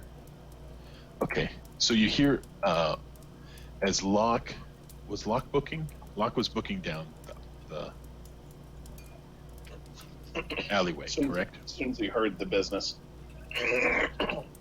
So as he's booking down the alleyway, he hears a scream and then some gurgling as he's running towards the 60 feet that he can run. On his immediate left is kind of like a ramshack door where you see at least one through the cracks of the door. You can see at least one. There's a candle. There's at least one body now bleeding out in front of you, and you make out what looks to be some sort of shadowy figure. It's hard to see in the candlelight, but there's something in there. You're confident. Okay. And you say it's like a shack? Yeah. So it's a building. Yeah, it's a wooden building, ramshacked door, right? And you How don't really far have it. along his movement when he sees that shack? He's at the full extent of his movement when he notices the door and he can kind of peer into it enough to see what's going on. Could he have curved his arc to dive No. through a window into the shack? No. There's no obvious entryway other than the door as he's running, and then by the time he gets to the door and kind of peeks in through the slats, right? It's kind of like there's no other course of action he could have taken to try and improve that. If that makes sense. And So then he uses a free action to tell his comrades where to go. what does he say? Through the door! Brady yells, "Where's the door and what do you see?" Aw, thanks for the host. Does Locke say nothing? Shadow! Yeah, I mean, it can't be any more direct than that. That woman bleeding out. Brady, come help. Would be more appropriate, but whatever. Shadow's good enough. It's fine. Yep. Man, I really wanted him to go through that window. If there was a window, that might have been that might have been the case. It's not a house in traditional sense, right? It's like, it's like people living in an alley. It's not exactly like a window I could dive through. Now I'm in a house. It's not that kind of scenario. I just wanted him to go full speed through something. That's all. I just thought it would look cool. Just full speed smash through a window. I mean, he could do that to the door, but he is little, so I don't know how successful it'll be. As he screams that or yells that, behind him, you notice a shadowy figure, a kind of like a flicker through the door again. Again, it's really hard to see. It's just candlelight. It's nothing well lit. You hear more screaming, this time from more of like a guttural, deeper screaming type sound, and then and again something that sounds kind of like snarling or some other type of aggressive animalistic noise. And Johannes. All right, so it's 60 feet away, right? Yeah, right now you see the back of Locke as he's running towards a door that right. is very far off. Yep. So how far Locke can would you? not block the door, however. He's not an idiot. Locke cannot do what? He would not block the door. How far can you Yeah, move in a that move makes sense. action and still attack? Your Depends. one You extra can move. your full movement, or with DM's approval, you might be able to charge the door and use your attack action on the door to clear it. If you can move 30 times 2, Yep. if you can Yeah. get to it in 60, Yep. it's possible. So- You'd be at the doorway, though, so that assumes that you have reach to attack something once you open the door. No. To use it to attack the door, to get through the door. You know what I mean? I mean, you could also try and open the door. You don't know if the door is locked or otherwise. So Trust me, if Locke had a free action, he'd poke the door with his short sword to see if it swings. So Johannes does have a melee weapon. He does have a +1 great axe. Could he Yeah, get? You can Could he? draw it with a charge. Could he stop one square, as it were, before and attack diagonally at the door? I mean, you could if you had a target that you could attack at, The door. but upon, I mean, you could hit the door with the axe. I don't see why you couldn't. Yep. Because I don't want to try for the door and waste my action trying for the door.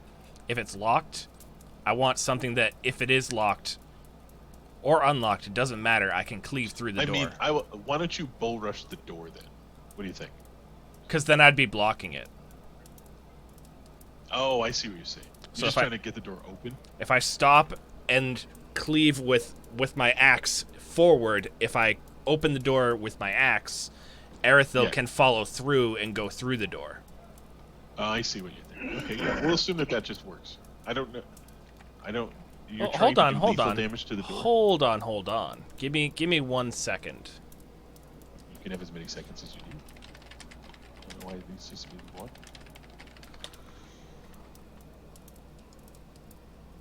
No,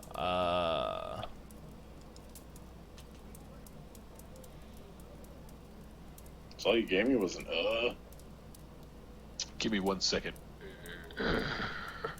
So, if Erithil uses his turn to enlarge Johannes, that increases his land speed by 10 feet, which would mean he can move 80 feet. I mean, that's one big But then mofo. But then he couldn't get through the door. No, he could. He could bull rush the door and get beyond. If you bull rush, you push the thing back. You don't switch it. I mean, you would definitively be blocking the door. No. If it's 80 feet though, you would. it's 60 feet to the you door. could I would step you in could step with through the 20 feet you could. remaining. I so, agree. So that's what I'll do. I'll have Erithil and large Johannes, and Johannes is gonna bull rush through the door. Yeah, I don't even think you need a bull rush. So when you get to the door and it's definitely latched, but you can easily Shoulder check get it. through the door. You don't even need a shoulder check it. You could just attempt to open it. It doesn't seem like it's locked in any sort of way. All right, so I have 20 feet of movement in this building now. What do I see in there? Inside a room. So it's about a 10 by 20 room. Mm-hmm. You see a man apparently struggling with some sort of apparition. It's attempting to bite at his throat, and you see another apparition-looking creature, which looks oddly like Erithil, strikingly similar to Erithil, and it's biting at the remains of the woman aggressively. So I'm going to position myself in between the two shadows if I can. You sure can. Yeah, you're Huge. you're No, you're huge, I'm large. and you're not literally huge, and you're giving them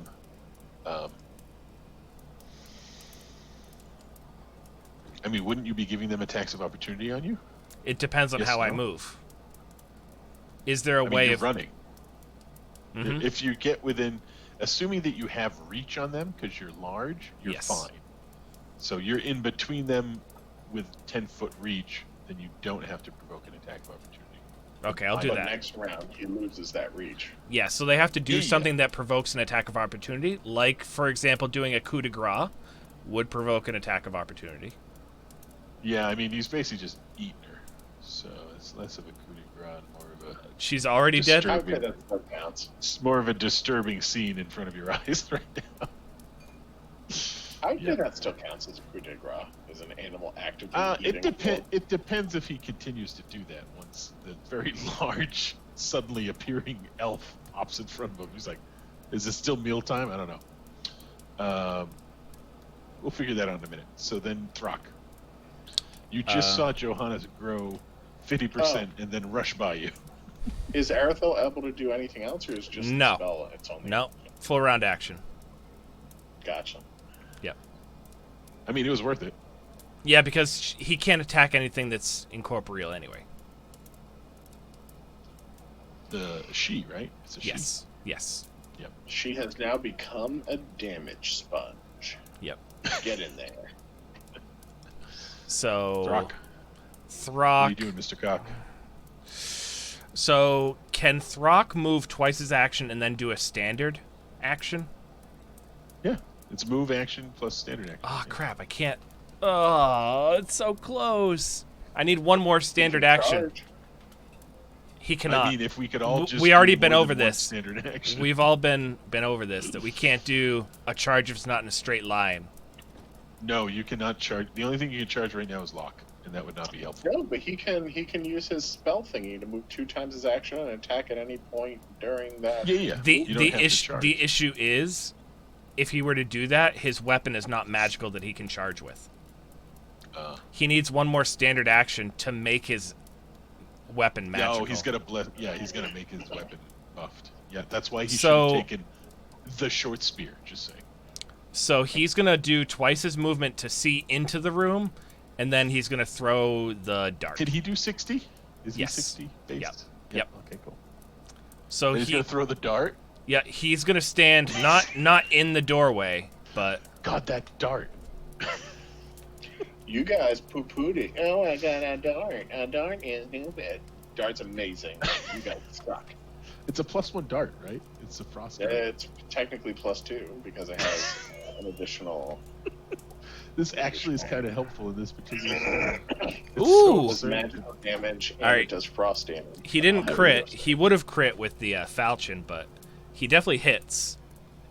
Well, let me see. Oh yeah, their AC is interesting. All right. So he got 25 to hit. Wow. Okay. Which one is he hitting, by the way? He's gonna hit the one that's fighting the guy who is actively. That's a good idea. I like it. All right. How much? What is the thought on damage?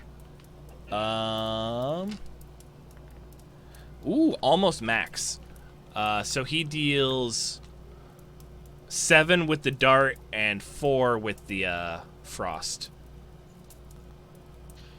You can do a D8 worth of damage. What's up? The dart can do a D8 worth of damage. No, it's a D4 Yeah. plus my strength mod. Because you're +1 for throwing being it. Magical. Yep.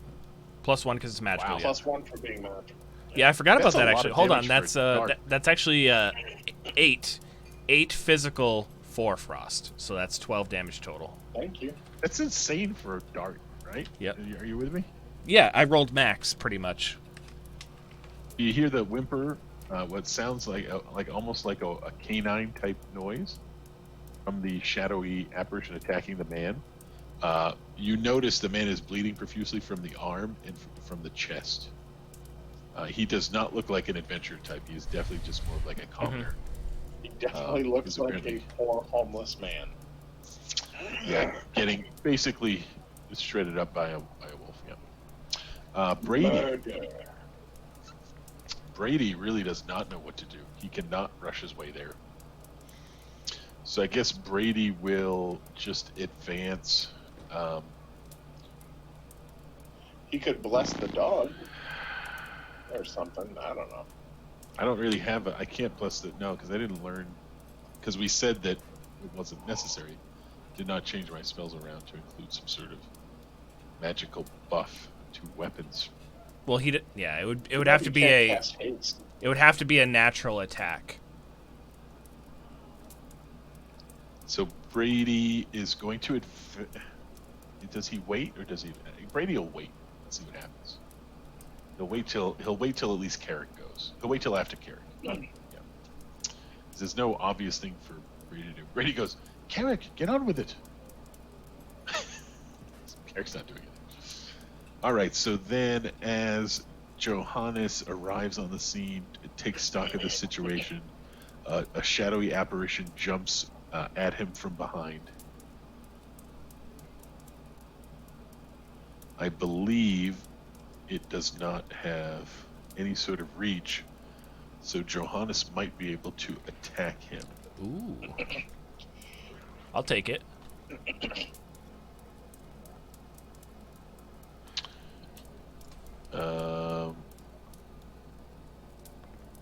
Ooh, he rolled a 20. Let's see to confirm. Do it again. Ooh, he got 21 on the second. Is that a crit? Yeah. And I think it's times 3. So with the great axe, yes. you better hope that you don't roll a 1. I rolled a That would be 4 plus 3 is 7. 7 times 3 is 21. Did you add the +1? I did not. Hold on. It's 8. 8 times 3 is 24. 24. So the wolf leaping at Johannes gets cut down in a single great axe attack. My God. That was not expected. And I was considering not taking the great axe because I'm like, I'll never use the great axe. I'll never use a melee weapon, but I need something magical because, you know. Reasons. Yeah. Mm-hmm. Was that the one we just got? Yes. From... So we still have the tower Carrick's turn. Carrick has his spear and his shield because he was on patrol. So he will spend his action running, so ×3 movement, to position himself inside the room with 15-foot reach, which is the entire room. Yeah. But he doesn't have any actions, correct? It just takes No. up- He's just positioned there. So if anything moves, or if anything moves in the room that provokes any attack of opportunity whatsoever, he gets it. Because Yeah. he can cover the That's- whole room. The Johannes is not blocking because he's big and kind No, he'll Oh just no, go he through won't. Johannes. He won't be because by the time you do again, Johannes will be shrunk. So that's good. That sounds great. Upon arriving on the scene, Brady goes, "I guess I'll follow you, Carrick." And he advances with Carrick. He probably can't keep up though, correct? Because my movement's No, lower. it's the same. It's the same, 20. But Oh, I Carrick's can't better. keep up because Carrick's Carrick's 20 way. because he's got his his half plate on. So Nope. I'll stay in. Nope. Nope, he doesn't have his- Gnomes and dwarves have the same movement speed. Yeah, no. it's- Yep. And dwarves are not affected by a speed reduction from heavy armor because they're dwarves. So it's always 20. Are you sure? I'd like to I check am. that. Yep. That is it's, no, fascinating. it's true. Yep. They're the only race So- that doesn't have a movement penalty But they also have a shorter natural because they movement have a because shorter of that. stride. That's crazy. I thought they would have been medium, just like the same stride as people. So anyway, Nope. I There is an haven't made a offset dwarf in- penalty. I haven't made a dwarf in Pathfinder. So that's really good though. That's super great. All right, so yeah, I just follow Carrick. I don't obviously, at least maybe I'll threaten a square or something. I don't know. And then roll a bunch of 4d4s again, or 4d8s for me again, please. It was 4, correct? Plus 8? Yeah. 48 plus 4.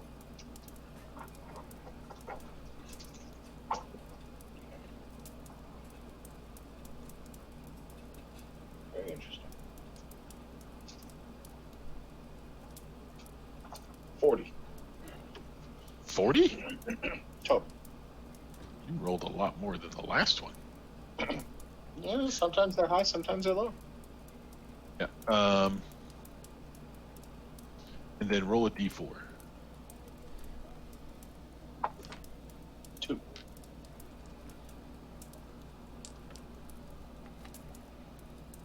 Okay.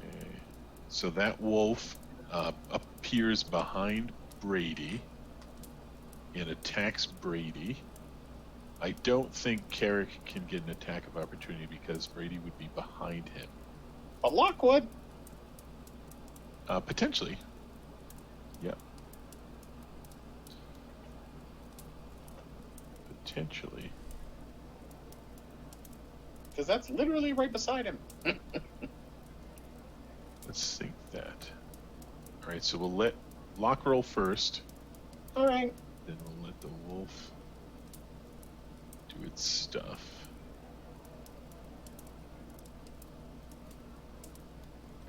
Go ahead, Locke. I'm on it. I'm just looking for the dice.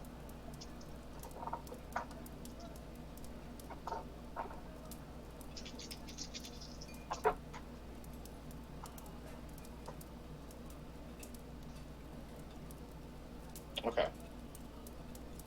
So it's plus 13. So 27 to hit, so I assume he hits. Yep. What is he Our hitting sh- with? Like I said, he had a short sword. Does A plus in one the short entry for these creatures, does it state that they are immune to sneak attacks? I don't think so. Because that will change things drastically. Undead traits. Immune to death effects, disease, mind effects, paralyze, poison, sleep, stun. Any effects that require a fortitude save. Not a subject to ability drain, energy drain, non-lethal damage. Immune to damage or penalties for physical ability scores such as dex, as well as fatigue. Undead are not at risk from death from massive damage. And nothing at all about not being able to sneak attack them. Okay then. So that's an 8 instead of a 4, which is awesome. 23. You did 23 damage from Locke? Yes, sir. By SAing the. Okay, then I'll increment this thing, and then Wolf 1 stops chewing on the neck of the poor lady who got annihilated, and jumps at the very large Johannes. That may incur an attack of opportunity from Johannes because it has to step into melee range. What about Carrick? It depends. Is it taking a 5-foot step? No, I think it would have to advance closer than that to attack you. Okay. Oh, and Locke yells out, "Brady, behind you!" Exactly. Turn Oh around, shit. idiot. Oh yeah. So you see the shadow rushes at Brady. It jumps at Brady, but misses the attack as it rolled horribly.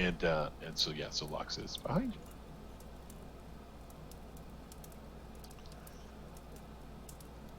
So what do you do, Johannes? I'm gonna try and give him the schmack. That's a good idea. Does 19 hit? Yep. All right, cool. There it is. Huh. 5 damage. Total? I rolled a 1. Yes. That's excellent. I mean, it's a free attack, so. I mean, 5 damage is 5 damage. That's good. So it snaps at you. I believe you do not feel it connect, because even your AC is not terrible. Let me just make sure their attack bonus is not absurd. Was Johannes blocking Carrick from launching at this creature as well? Let's assume so. You'd have to strike through Johannes for that one. I think I'm to the side because the creature was immediately to the right, correct? Gnawing on a body. No. No, one was in front of you, with the corpse. The corpse you could see through the door. Okay. That's the one that was getting gnawed on, and then there's one to the left of you. Ah. There's nothing. There's no creature that you can see to the right of you right now. All right. So yeah, you would be blocking, I think, the attack for that one from Carrick, just because you're big in the way. What the hell was I doing? I was Looking up its their- attack to see if it hits me. Where did it go? My AC is 15. Because I'm big. My AC right now is 15. Oh, wait, hold on. I didn't apply my additional strength because I'm big. What do you mean? To the damage. He Yeah. has additional strength because he got biggie. I think it's just an additional +2, which Yep. would And be it- multiplied So by that would- 3, which so, is an additional yeah. 6. Yep. No. Yes. No. Yes. It would be Yes. 1 damage. No. But that creature's already dead, so that one doesn't matter. So it would only be 1 more Yeah. damage. It would be 1 more damage to what I just did. Okay, so you did 6. Got it. And I have -2 to Dex and -1 to AC. So my AC is 2 lower than it usually would be. Right. So Which what's means the number? I only have 15 right now. Okay, that's good. Even still, somehow the wolf does not connect with you. Good. You would think that you would be very easy to hit, but apparently that did not happen. So then it is Locke's turn. Locke is going to strike at the wolf because him and Brady are flanking it, and he loves that. That's his favorite thing in the whole wide world. That is a good thought. Yeah. Literally makes him smile just thinking about it at night when he's going to bed. Excellent. So he hits, because if that hits, then he definitely hit. So that's 4. Yes, 4, 7, 10. For 21. You really did 21 damage? You did over 40. Yeah. You did over 40 damage to this creature already. Well, I mean, he gets... The sort of subtlety is amazing in these sorts of situations. Sneak That's why attacking. it's very desirable. Yes. Oh, because you're flanking him. Yes. You get a single. All right. Well, you hear a howl from the shadowy apparition as it dissipates into nothing because you kicked the shit out of it. Okay. Johannes yells to his wolf, "Sniff it! Sniff it!" What does it smell like? No, yeah, he actually yells it to Locke, actually. Just Locke to sniff it. Yeah, and then describe the smell to the dog. It's pretty great. So then Locke would spend his movement action trying to get inside the house after that. Yeah. If you want, he can roll acrobatics if people are in the way to see if he can tumble through it. I don't think he needs to necessarily. We'll say that he can get in the way. He's not going to get into melee with the wolf. No. That he can see, so he should be fine, right? Alrighty. So then it is the wolf. It turns around, it sees Locke enter the room, and Locke seems like a little easier target than the giant great axe wielding mofo that just killed one of his buddies. So No, but I just killed one. Go look. yeah, he doesn't necessarily know that. So he will ask you what your AC is. 21. 21. So it snaps at you but does not connect due Okay. to Locke's wonderful adeptness at dodging. That brings up Johannes. You are now shrunk down back Yep. to normal size. You see a wolf that you have attacked that had attacked you. You see another wolf that had just attacked Locke. And that's all you know. I'm going to swing at the target I was already hitting. Good idea. And With your normal stats this time. yes. And I think I miss. I only got a 15. Oh, wait, no, I have a tit. Now that I'm actually doing an actual full attack, I can do a iterative. So I assume the 15, rather. Wait, no. 9 plus 18. No, that's an 18 to hit. Okay, that's good. Does that hit? Yeah. What's your damage? Oh, wow.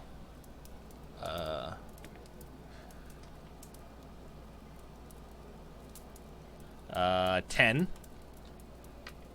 That's not bad. And then I can try again, but this is going to be a harder one to hit. No, that's only 13. You are not able to connect the second time. Yeah. Throck's turn. Nope. Aerithil can act this time. Yeah, what does Aerithil do? It's going to run up to the thing that dissipated and try and smell it. Got it. Because it can't do anything. 10-4. I say track him, boy. Or girl. So the dog is going to try and track, I guess.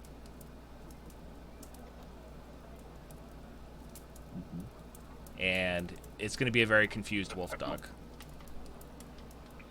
And then it's still Throck's turn. Okay. So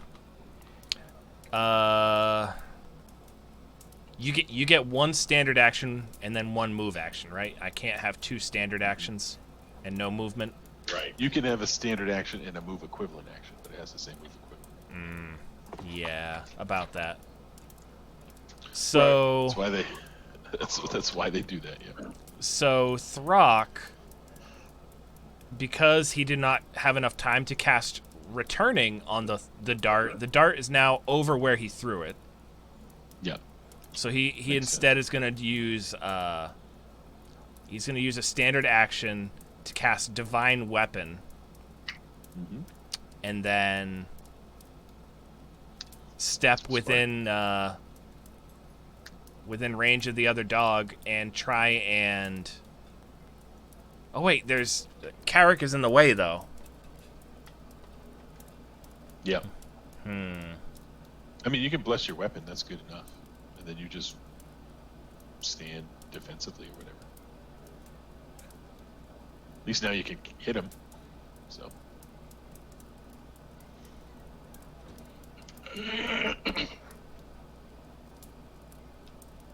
Any thoughts? Sorry, I was reading.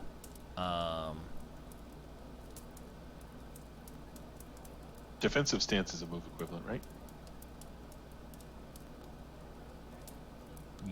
Maybe.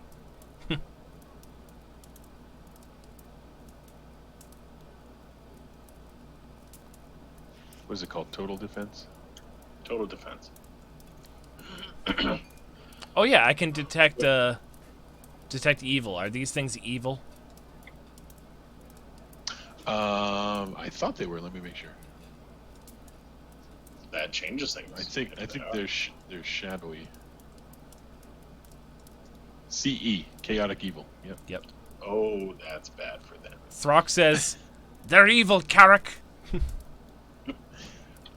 Good. So, Oxymoron there. there's no way that Throck could get in the doorway. No. There's no way you can physically attack something right No, I don't need to attack. I just want to get within range. I mean, you can try and push through your way, but you can get it, you can trip, hypothetically. All right. So I try guess to jump over Carrick, so it's plausible. or just hip check him out of the way. Whatever. Unlikely that you'd be able. I mean, Throck's pretty stout. I mean, he could do that to Locke and Brady, but Carrick would be different. He's really heavy, and he's stout. I don't know. Hold on. Let me look. Throck can. Why don't you move through Locke's? Why don't you move through Locke's space? Because he's small. Throck So why don't can you lift. try- Throck can lift off the ground 460 pounds. No, So you can't. Throck You could need- pick up Carrick and put him behind him as he's going by. Yeah, but that would be a standard action. You can't do that. I'll do it as and part of a thrust. move action. No, you can't. You can move, or you could pick him up. You can't do both. So yeah, I guess he'll take over Locke's position. You can try. Yeah. We'll assume that you're either a butt to or sharing the space with Locke. Oh, suddenly you're okay. You can say butt, but I can't. All right, yeah, that works. Then- It's the best you can do, right? That Carrick. All right. So how many shadows are still alive currently? You see two shadowy figures, one near Johannes and one near Locke. Throck, I guess. Locke or somebody. Yeah. Near Locke. Locke is in the room. Yep. I wish it was So near he's Throck. And how far away are each of them? Because that changes how he does things. How many feet? Oh, Specifically? we'll say that it's hard because there's a lot of people now. Yeah. We'll say one's 10 feet away and one's 15 feet away. Okay. All right. So the one that's 15 feet away, he's going to strike out first, and only strike out once. Oh yeah. Holy crap! He did max damage. 8 and 2 6s. Oh, I love that. Oh well, I mean, it's not going to love that. You strike him with the cold iron with reach, Yes. and it's holy, right? Yeah, that's why I'm freaking stoked about this. So you're able to strike true with your very, very long spear. And For it strikes- 29. It strikes down the shadow that was chewing on the poor defenseless woman. Oh, that one died? Yep. Okay. Then he wields around for his iterative attack and hits the other one.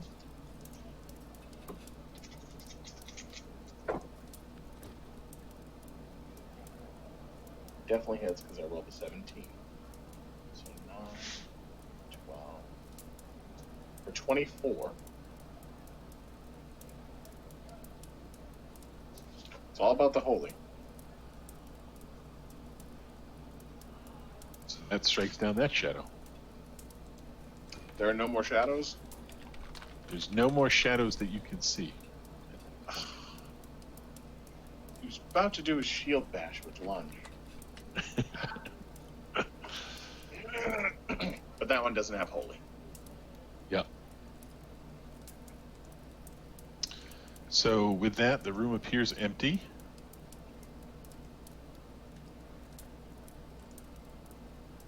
What happens to the shadows once they're dispatched? I think they just disappear.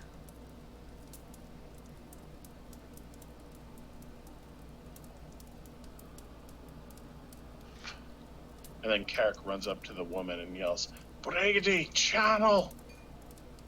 Brady advances. As Brady advances, another wolf appears out of what appears to be nowhere and strikes at Carrick.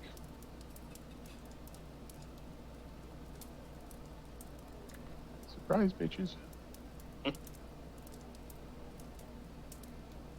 God, they just roll. They can do strength damage, by the way. Like, they could easily kill, like, Brady. If they, for some reason, could possibly hit anything that's in the vicinity of their bites. So Carrick is surprised to suddenly get what appears to be a shadow on him. His armor shrugs off the hit. It is now Locke's turn. Okay.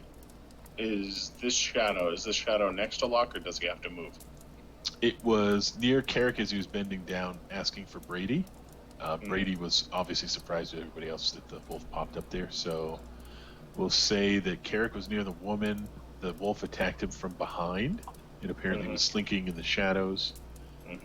And nobody detected it, obviously. So we'll say Locke is 10 feet away. Okay, so he'll move in position behind the creature and strike it. That makes sense, yeah. Hold on, before you do that, Yeah. you need to roll. 4d8s. What? Oh, I need to roll. I'm like, I am about to roll, John. Why are you stopping me? That's exactly what I'm doing. Okay.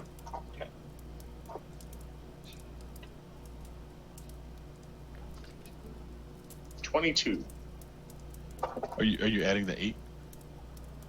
Yeah, that one rolled 2 ones. Did it really? It's awful. Yeah, that one was. Well, we just had one that was in the 40s, so I mean, Yeah. you win some, you lose.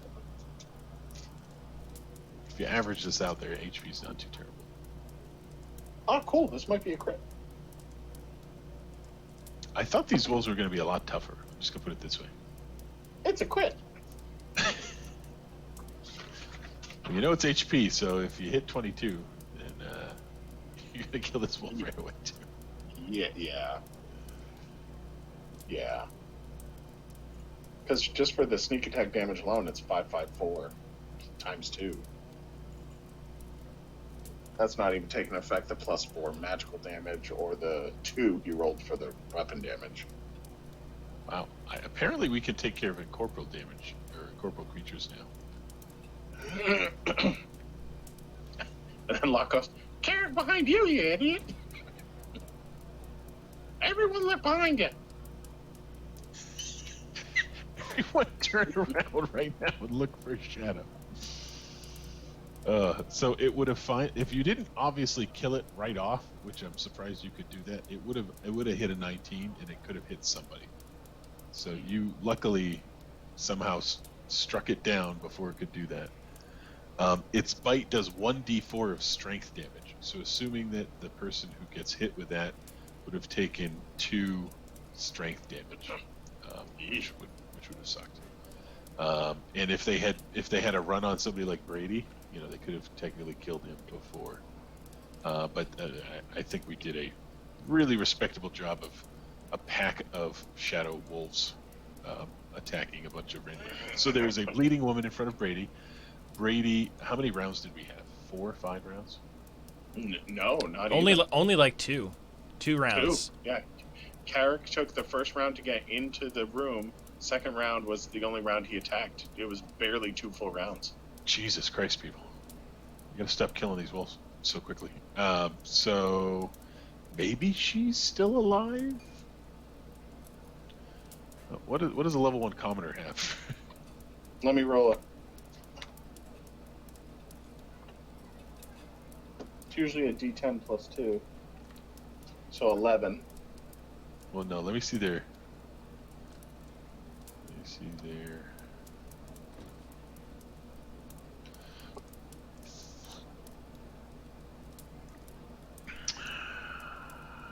I don't, because they do strength damage, and if her strength's at 0... Give me a second.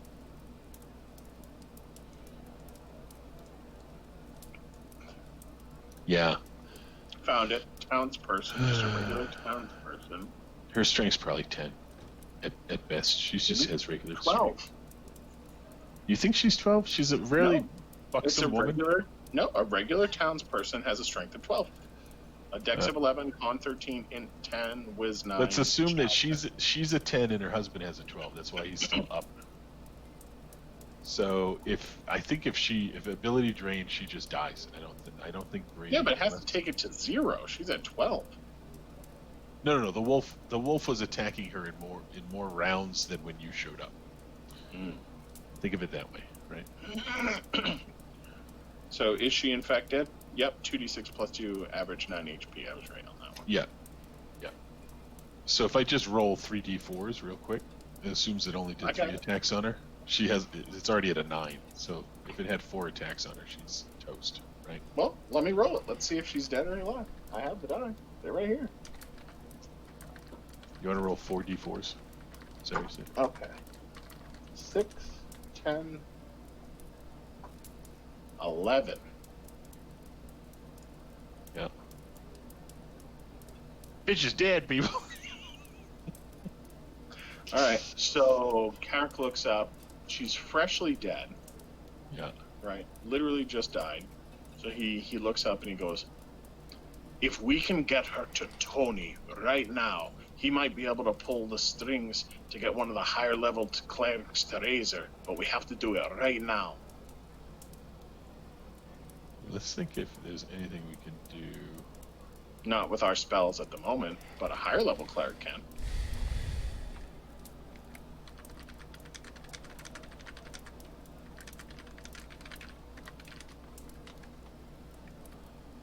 Does it have to be 0 or does it have to be negative? For ability damage, 0. For hit points, negative. I think it's just 0, right? Yeah.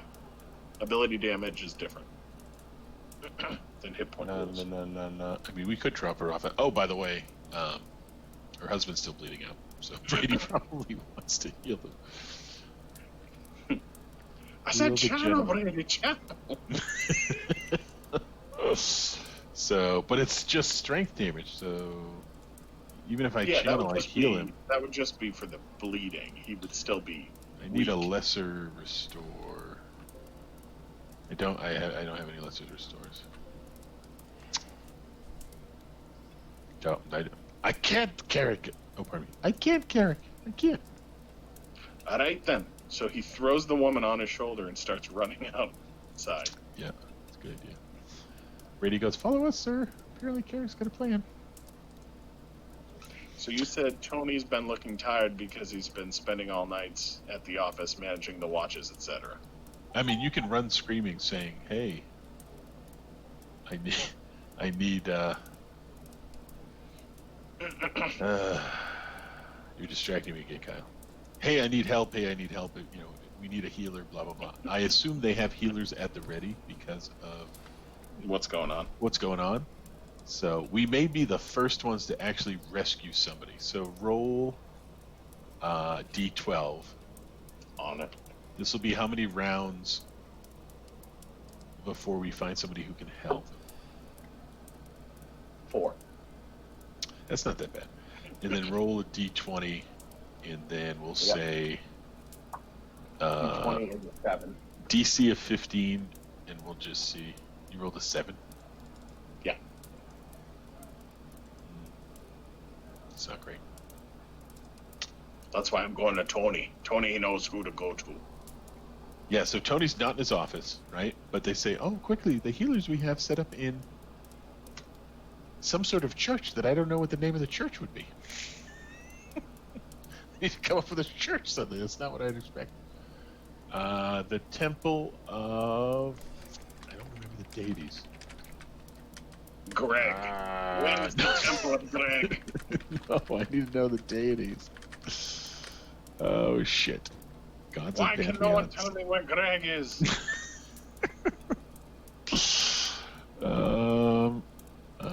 I want a core deity. What's the core deity we were talking about, Kyle? Shit. So is this, are there just a bunch of people in the room, or what's going on? No. So you run about. Other people are on patrol. They usher you to where the healers would be, and it's Okay, a so they temple leave us of there.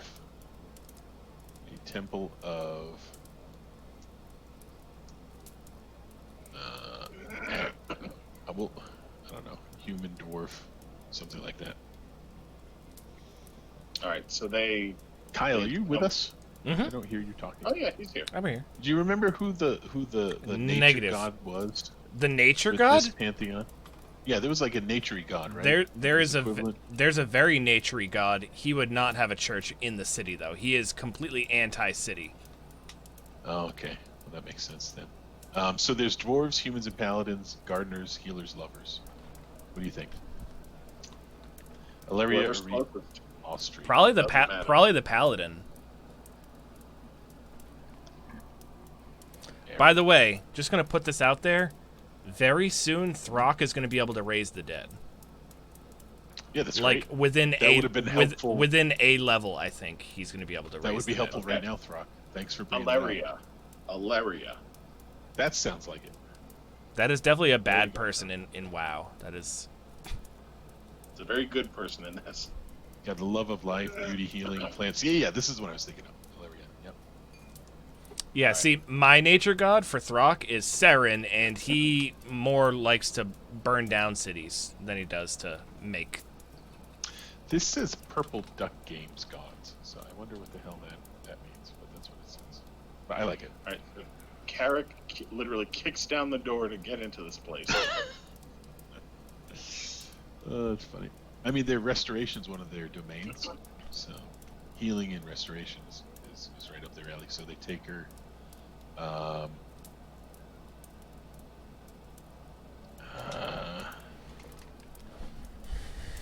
did I say? It was going to take 4 rounds before help, and then 7 rounds before you get there. So she's kind of dead for like 15 rounds. What is 15 rounds? Like that's not even. It's nothing. It's a couple minutes. Yeah, not even, right? That's a minute and a half. Yeah, it's not even. I mean, I really don't want to resurrect her, but I assume that they could. So why wouldn't they, right? I mean, it would take a Yep. greater cleric to do it. Especially if that's the only reason they're there. I mean, they're there to heal, right? So I assume they can resurrect. What do you think? Yep. So you see a white-robed cleric with what looks to be a crown made out of golden-tipped vines. And what does Carrick do? He kicks open the door. What was the exact motion? Oh yeah, because he's holding her, so he can't open the door. So it's out of necessity more than anything else. He kicks open the door at a run, comes in, yelling for what would it be called? I want to say like Monsignor. What would the head cleric? I don't know if there's a term. For I would that. just yell for. Just be blunt. Yeah. So he runs in, sees it's like a temple. Yeah. So he runs to like a pew or a table if possible, sits her down, and explains that she just recently died by the Phantom's attacks, and that we need resurrection stat. Yeah. We need her healed. Right. Well, specifically resurrection, because he knows she's dead. She's only mostly dead. Mostly dead. So, I believe that can happen. I don't know what resurrection is required. A higher level cleric. No. I don't know what's required to. I mean, it's a 10,000 gold spell. So the cleric goes, "We can do this. However, what monies do you have to compensate us for the raising?" Carrick said, "I was told to bring her here. Listen, as part of the city watch. Like, it is what it is." So you say it should be put upon the town's good graces? Presumably. And so they would just say, "Inform what the frick's his name, Tony, of your request, and if we have his permission, we shall do as we're told." Carrick says, "If you tell me where to find him, I'll do that straight away." The man bows to you and turns, and they begin to prepare. No, but seriously, I don't know where he is. You would have to tell me. I don't know. Yeah, he turned around. He's on to attempting to assist on the right. So do we have any idea where he is, other than his office? Nope. Do the other patrols that came with us and ushered us here, do they have any idea where we could find him? or whether there's a headquarters we could get some sort of confirmation. I mean, Brady just goes, I mean, we yelled to find the healers. Let's just yell to find Tony. It's a big city. All right. Let's just be direct, you know? So you guys exit. You see there are still patrols out there. You ask for the magistrate, right? Where's Tony at? You're able to, within roll a d20. On it. 12. Within about 12 rounds, you're able to find out where he's at. Let's say he's at, let's do a d12 this time. D12. 3. That's entirely too close. I'll do 3. He's about 200 feet away. On patrol as well. All right. So at a run, which is See a 60 rush feet. there. You see Tony. He's got 4 others with him. They're an accompaniment of 5. They have torches and kind of the type of adventuring equipment you'd expect him to have. Tony has an elaborate looking fencing weapon, and the other gentlemen have just general, pretty battle hardened gear. They seem extraordinarily tired. Right now it's about, so what is it? We said 2 to 3? Yeah, so 3 plus, we'll say it's been 30 minutes. So it's somewhere between 3 and 4, right? Or 3:30 to 4:30 right now in the morning. And he hears the commotion and you rushing towards him, so Tony turns. So as soon as Carrick sees him, he's going to start banging his spear on his shield just to attract attention, because he doesn't feel like them walking away. It doesn't feel like being ignored at the moment. He's had a rough evening, this Carrick. Yeah. So he approaches Tony. He's breathing hard. So Tony approaches him as well, so they meet halfway. We found them. We killed 4 of them. They killed a woman. You killed 5 of them, actually. Killed 5 of them. Forgot about one. It's been a rough day. They killed a woman. The clerics won't bring her back without your okay. This is, oh yes, who is this woman? Come on. I don't know. She was dead. That's Carrick for you, right there. Brady goes, I believe she was a commoner from the lower wards in the, he describes the district. And Tony goes, yes, indeed. And you asked the clerics to raise her? They said they wouldn't unless you okayed it. You put me in a spot, Carrick. Hey, I was told you're champion of the people. I have a freshly dead person. That's why you're putting me on the spot, Carrick. Yeah. Says, let it be done. He goes, alright. He turns to Jack. Jack. And Jack runs off. Oh, really? Sweet. Yeah, Jack can speak. Yeah. So then Carrick turns back to Tony and goes, I assume you want us to show you where it happened and you can analyze it and all that. Yes. This is the first survivor of the attacks. We should all take note. Oh, 2 survivors. We saved her husband too, but come on, I'll show you where they tried to kill him. Got it. Well, successfully killed one of them. Right? Not anymore. Ah. Cool. All right, so that's that. You go there. I don't know if there would be remains when you defeat. There's gonna be blood. We know that. Creature. They don't have material essence to bleed. No, the woman's blood and the man's blood. Yeah, that'll be everywhere. That's 100% true. Yep.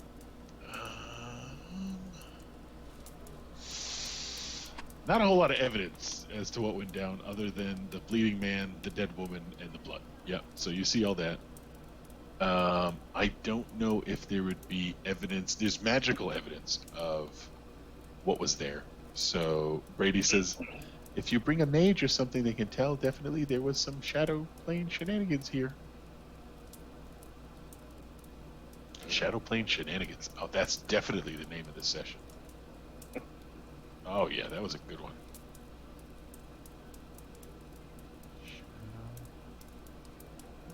Oh.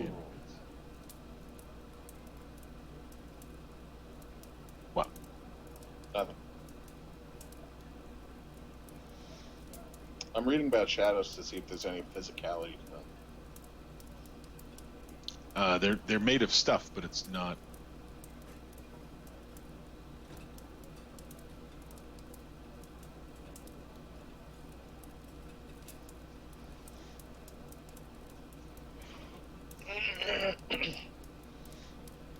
Okay, let me do this. I looked at raised dead. So she is not going to be resurrected. They will raise the dead for her because she is not a noble and or a rich person. So she's going to be feeling some. She's going to be feeling some pain when she wakes up, but at least she'll be alive. Is it a lot less expensive? Yes, it's the level 6 versus level 7 spell.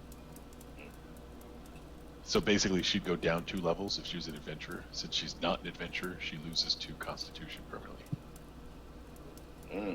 But she's alive. She's alive. Yeah, exactly. What the hell was I looking at?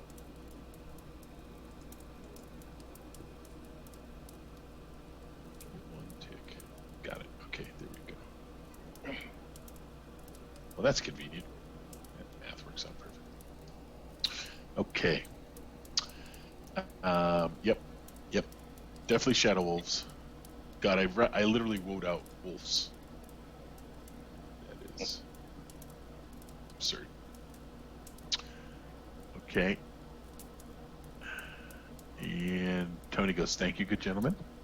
We'll make sure that the money to assist these poor people are taking out of your particular rewards for assisting us in resolving the city's challenges. Good day." And he turns abruptly and leaves to continue on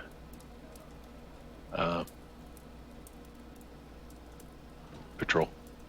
Mm-hmm. So yeah, I rolled the d4 to see how many rounds before the last wolf appeared.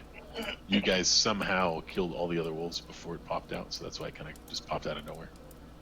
That makes sense. And so that's what that happened. Okay, so now it is the evening time. We had a very long stint at patrolling. We were able to successfully save 2 random citizens, so that's going to be wonderful. I think we're going to see some notoriety from that, on top of being, champions of The stage. grid session. We'll do this. We'll do, what the hell are the randos in there? We'll do this. And other than the very expensive spell, you guys came out on top. Speaking of things that are expensive, What? Throck might need something. Okay, we'll figure that out in a bit. Like, need something right now, or? I also No. figured out what Carrot wants to make. Negative. Cool. It is something that he needs in the long term, within the next 2 levels. Is it something Carrot is going to make, or is it something else? It's a magical item of very hard to get origin. Weapon or armor? Okay. Wondrous item. Oh yeah, Oh, crap. that's interesting. Yeah, there's a few wondrous items that Brady needs too, because of his channeling. All Yep, right, so day 5 that is exactly what he needs it for, but it's lay on hands for him. Oh yeah. I'm sure. He uses lay on hands to channel. Oh really? Yes. So day 5, anything we want to do special? Carrot is going to make that thing he wants to make. Probably at the nighttime with the 28 hours of sleep. So,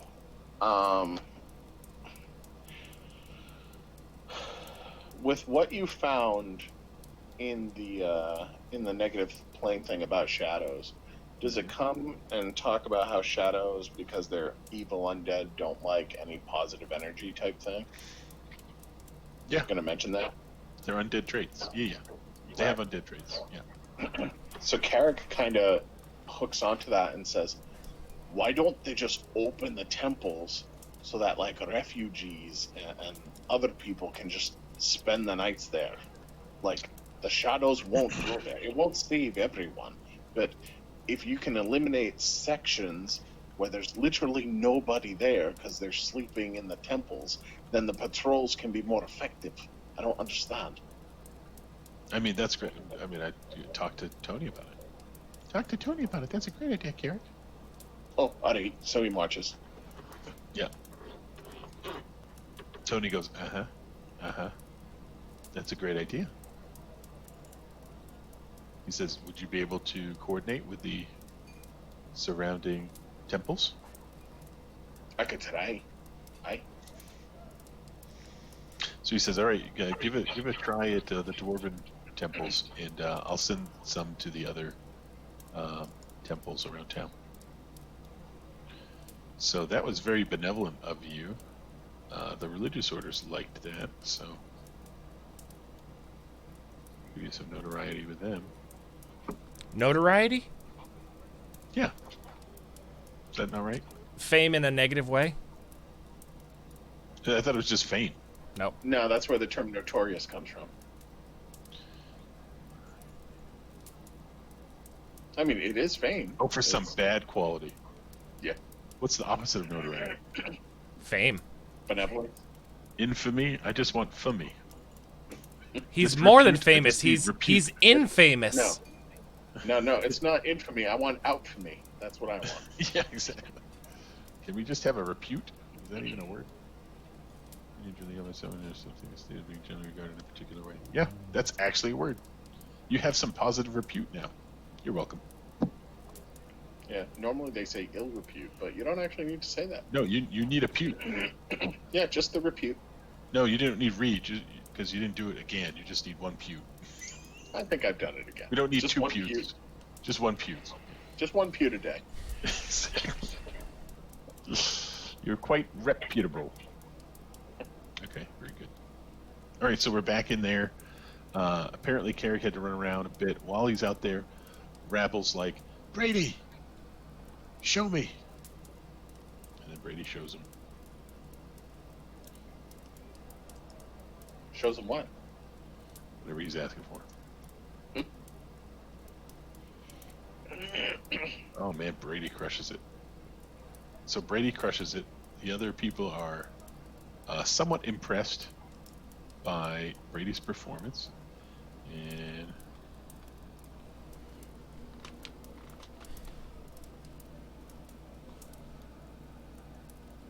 up here, Robble goes, no.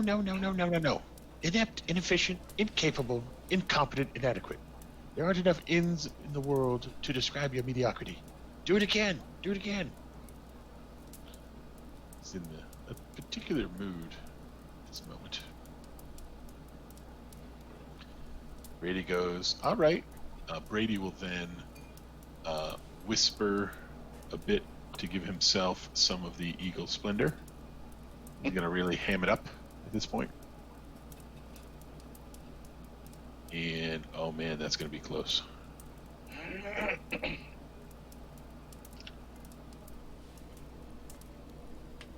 See what +4 charisma does. Temporary 4.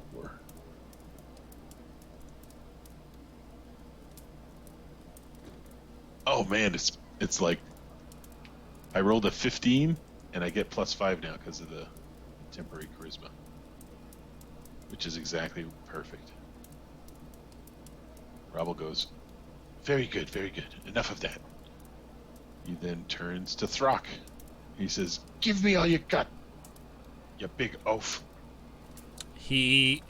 Throck gives him a look that says, I'll give you more than a look, before he takes a deep breath and then tries to do well. Let's see. He rolled a nat 20.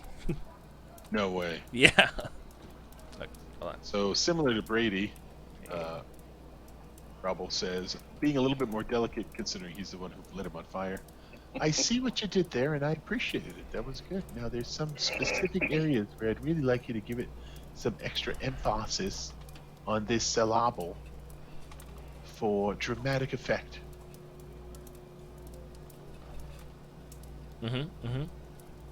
Out with it. I'm waiting. He wants me to do it again? Yes. Oh, no! Similar to Brady, you have to... I rolled a 19. Hands up.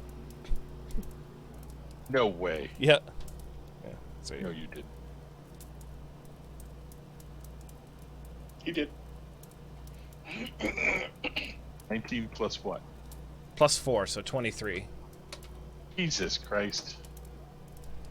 Charisma is, like, his thing. I mean, unfortunately, Johannes and Throck are absolutely screwed on this particular check. Oh, you mean Karok. Karok, not Throck. Carrick. Oh, yeah, Carrick and Johannes. There we go. All right, let's see if I need some. I expected us to be done by now. I got a little, like, 5 minutes of battery, so we'll give it 5, and then we'll go from there.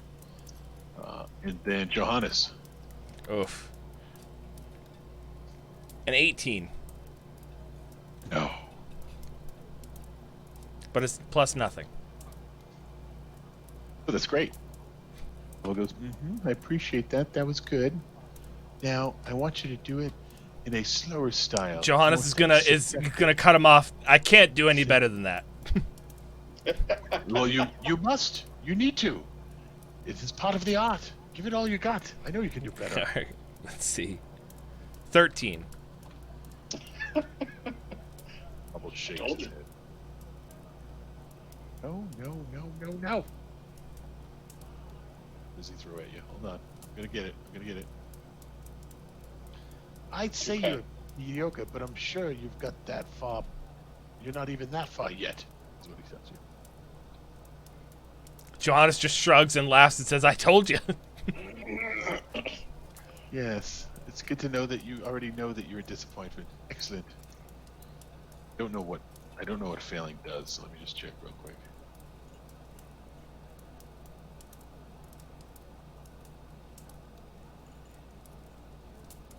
Oh, sweet. So every successful person on this gets +2 bonus to all performed checks portraying this specific role moving forward. So Brady gets +2, which we're already doing well, so that's kind of absurd. Throck gets +2. Yeah. Achieves +2 form for this. I want to say session. Play. Performance for this play, yeah. This play. Yeah. But it's strong. All right, Carrick. I'm not there. I mean, assuming you return at some point on day 5. Carrick kicks open the doors because that's what he's doing on day 5. And wearily walks in. Yeah. Probable looks at you and be like, "Where have you been?" Well, killed some shadow creatures, resurrected a woman, saved her husband, rallied the churches and temples in the cities to save the common folk. You know, a Thursday. Exactly. And he kind of looks at me and goes, "You see this? That's blood. That's blood. That's a That's lot very of blood." good. He says, "Show me how you would flog this." I don't even know what to call it. Just Sack man, of potatoes. Well, Oh, wait. He was pointing to Throck. Oh, I thought he you did meant. say sack of potatoes. That's good. Yeah. I thought you meant a There's prop. sack of potatoes here. At 8. I thought you were gonna So do just a let me prop like the winged sack of Yeah. sand. No, we're at the point where this is really happening. So, do a couple perform rolls. Oh, I I thought- thought I was just doing attack rolls because he said No. So I was like, at 8. So you don't actually want me to hit him? You want me to perform hit him? No, we're like doing some. He wants to see like you deliver your lines while you're fake flogging Throck. Okay. That's hard to say. So he turns to Brady and kind of does a. I feel like I should soar with the eagles right now. Brady picks up on your very subtle hint. And what's the diva's name? Cornucopia. Oh, I forgot to give you those bonuses. Hold on, Throck, you get a bonus, right? I don't know, do I? You made friends with somebody. Yes, I did correct? make friends with the young lady. Let's see where the hell that gives you. Yeah, but Considering you he failed one. no, he didn't. No, Throck did fine. Johannes did not. And Yes, true. and Johannes was the one who did not make Johannes friends. specifically did not make friends, so he's screwed. Got it. Yep. But Carrick did make friends with both Milik and the diva. And the diva.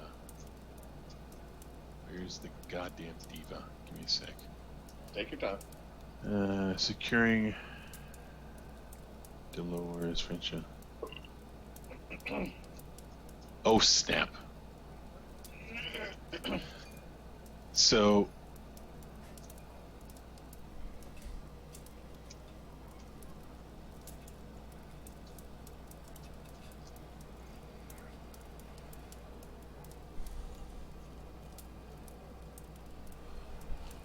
So if you flatter her, she's very friendly to flattery, by the way.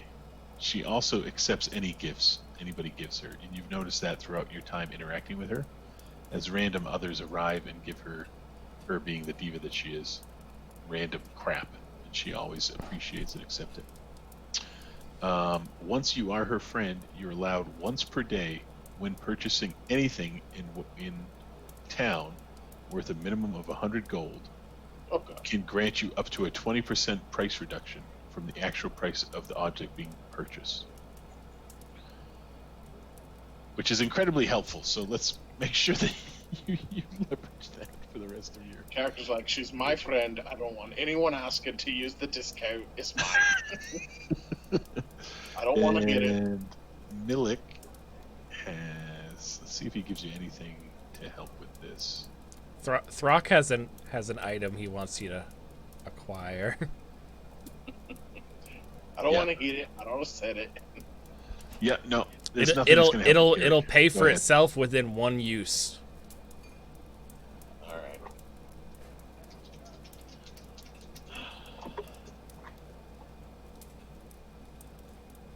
Okay. Uh-oh, we First roll lost says- JM. Oh, okay. I'll wait for it. First roll was a 7, plus 2 is a 9, which is horrible. But then the second roll was a 19, so I'll take it. It's over 20, and that's about as good as it's going to get for me. But yeah, he said. Oh wait, he yeah, was, yeah. He only had he 5 said minutes. he was at like 10%. Yeah. So he'll log in with his phone. So I have 2 options. Yeah. I can get what I need for about 8,000 gold, Mhm. and that'll give me what I want, Mhm. which is I'll be able to raise dead next level. Next level? Why do you need an item to do it? Out of curiosity. Because the stats and my feats do not align. So I'll either get it next level or 3 levels from now.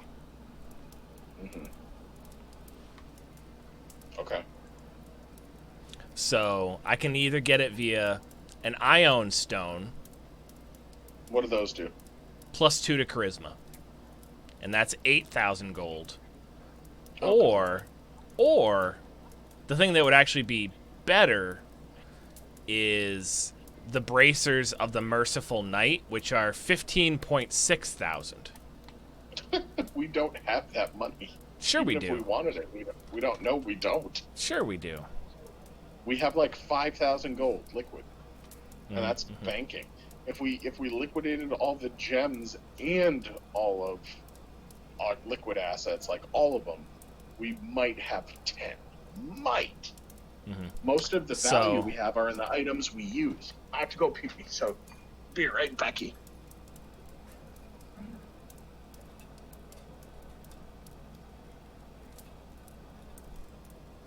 I'm all alone.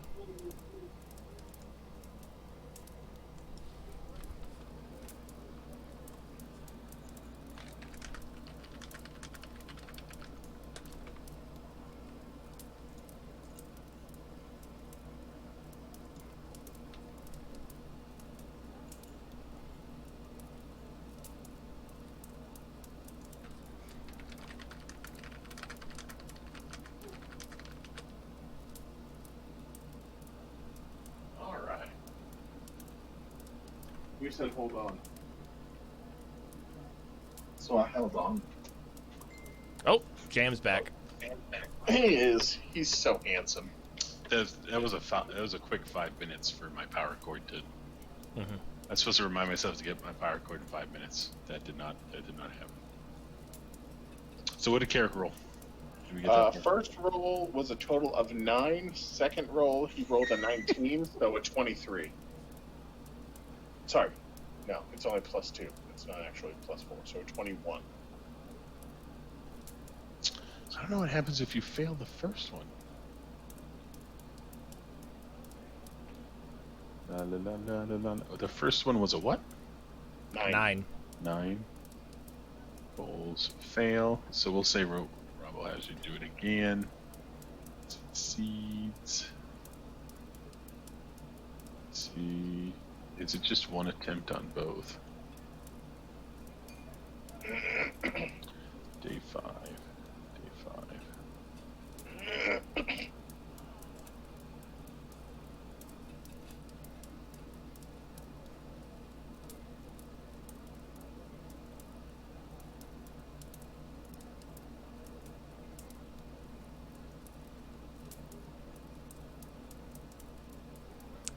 So, Justin, what are the odds that you get Craft Wondrous item as a feat?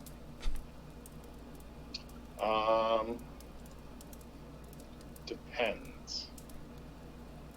It's something So then that might succeeds. happen next level, but it has a lot of limitations. The second roll was 23. 21. Wow, that's crazy. So you actually were able to take Ravel's notes and impressed him with taking advantage of that. So we net. It's +2. +2. Then a +2. Then a +2 that John has succeeded. And a -4. Character fails, so we net +2. Roll.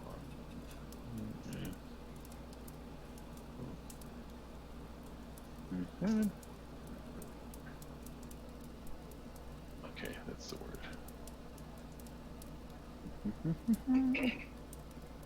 To answer your question, Kyle, there is an ability that Carrick can get next level at level 7 through regular fighter, where he can create magical items as if he were a spellcaster, even though he's not.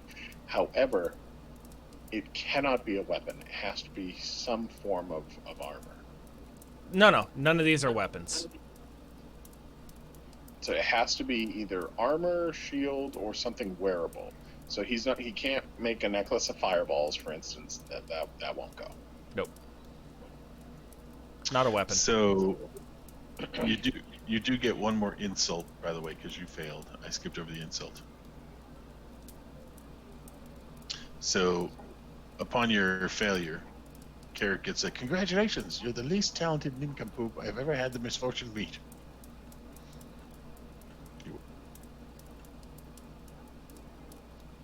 You somehow recover, which seems highly unlikely, but you did. So now you get +2 on perform for the play for the roll moving forward as well. So you have to remember that +2 bonus when doing things, because I'm probably not.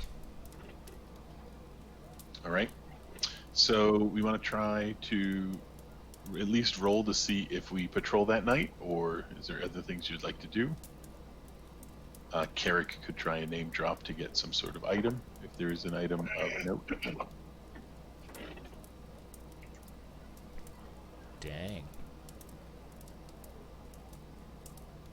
Kyle wants to spend all our money.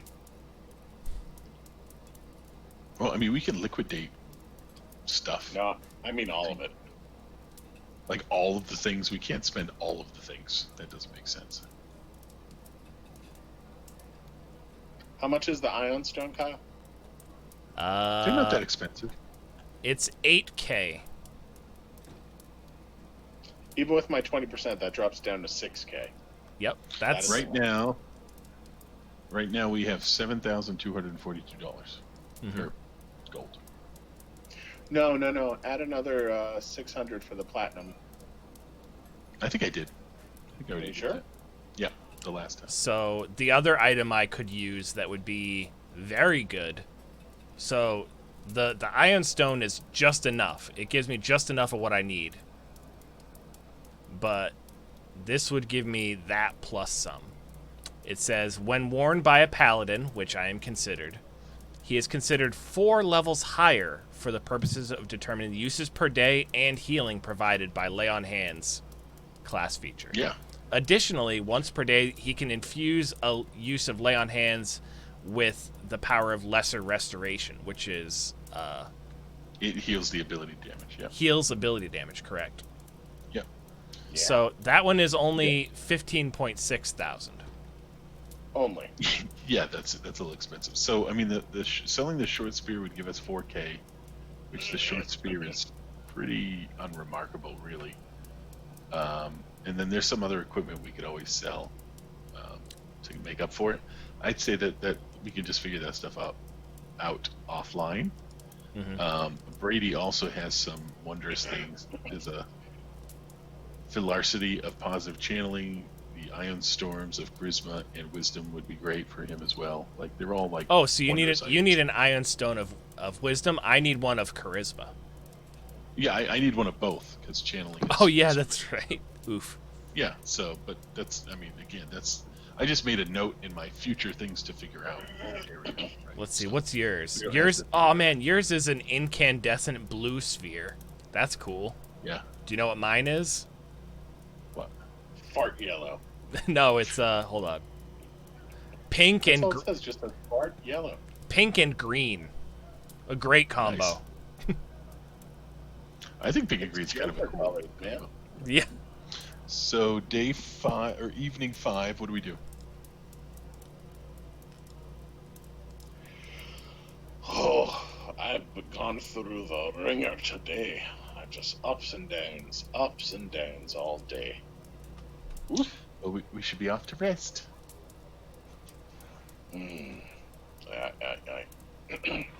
So, and this was something I was going to bring up, but I forgot. Something box jangled to me.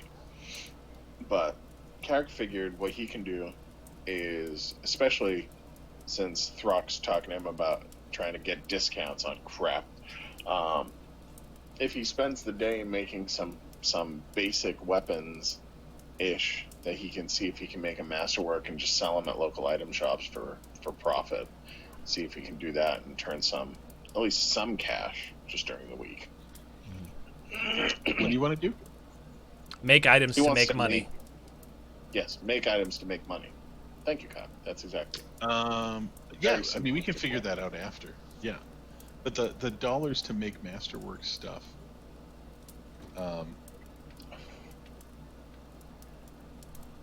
it offsets, right? Like it's not, you can't create money. Your spell offsets.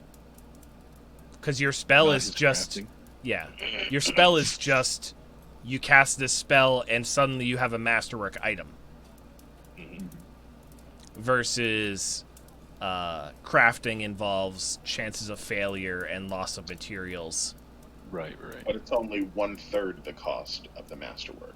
So it But you're costs. using a kind of a modified crafting system for you. Mm-hmm. Yes. Okay. Not modified, I mean, just all. yeah. You could, right. So you can absolutely do that. I mean, you have 6 or 7 days here to figure out what that is. You know, I'm And sure you can Carrick make is going some to make. number of money. Oh, sure. And Carrick is going to make Locke a masterwork buckler because it has an armor check of 0. It does Yeah. not impact him at all negatively, even though he is not trained to use shields. Because Yeah. the penalty for using a shield you don't know is that the armor check stacks with the attack roll, which is still 0. So Right. it actually doesn't impair at all. Right. And you don't have to don it. It just stays on your arm, which is, I Yep. mean, it's just great. It's just +1 AC for free. Mm-hmm.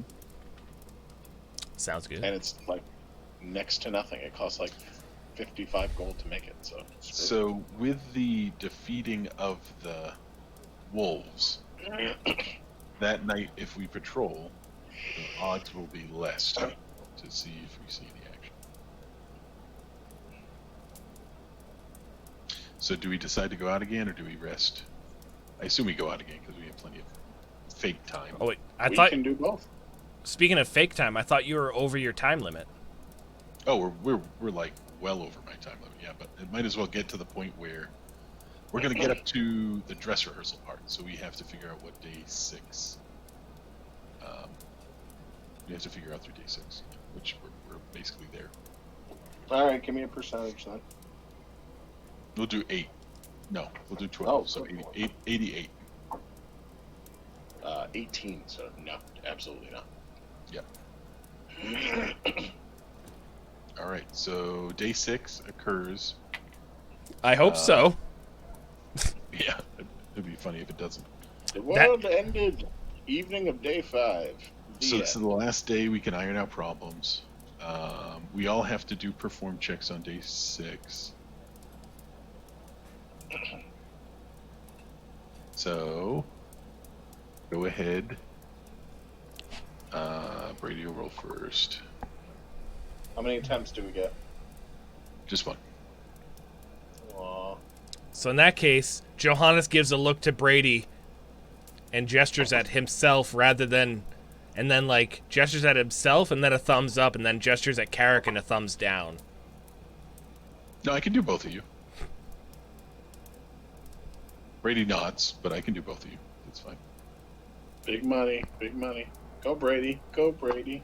It's your birthday. So I rolled a 16.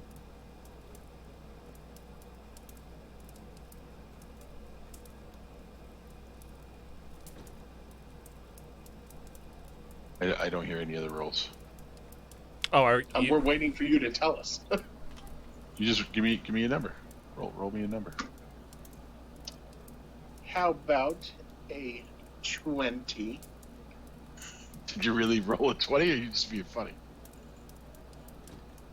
I showed you. Showed me. No, I just showed you. Not I showed you. That would be past tense. Good, Johannes. With rock. does Johannes have Eagle Splendor cast on him? Yeah, both. I would say Carrick does as well. All right. But Oh boy. Johannes got a total of 4. Yeah. That's great. What about the rock? All right. Oop, hold on. Throck got a total of 7. No. I rolled a 2 and then a 3. Johannes can reroll, correct? He could, yeah, that's right. Hold on. Johannes got... he got 13 on the second roll. That's better 13 than total? 4. Mm-hmm. 13 total, yes. Yeah, he rolled an 11. With Eagle Splendor, you just get +2. Like, that's all it gives you. Yep. Correct. And he doesn't have any other bonuses. Throck has a bunch of bonuses, but he just rolled so low that just doesn't matter. Mm-hmm. So this time we got 2 failures. Sorry, I think for that. That is -4.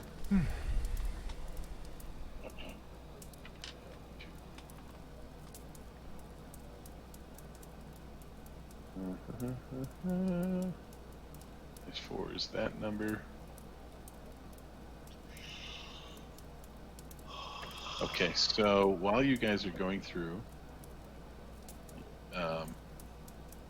Rabble suddenly pulls Johannes aside. He just says, "Look, it's unfortunate it's too late to fire you. I don't know why he became a wise guy suddenly. And find a better actor. Or maybe I'd even hire a second illusionist to replace you with some sort of effect. But we're all stuck with you now." That's basically what I'm saying. So, to soften the blows of your terrible voice, your terrible acting, I think you should wear this during the play. And he provides Johannes a circlet of persuasion to wear just during the play. Cool, cool. What does that do? It makes you more persuasive. What the hell? We should all get one of those. I mean, come on. Some of this is luck. He said that privately too, I know. Johannes. That's what I'm saying. Sorry, gentlemen, we'll end there. Next up, dress rehearsal.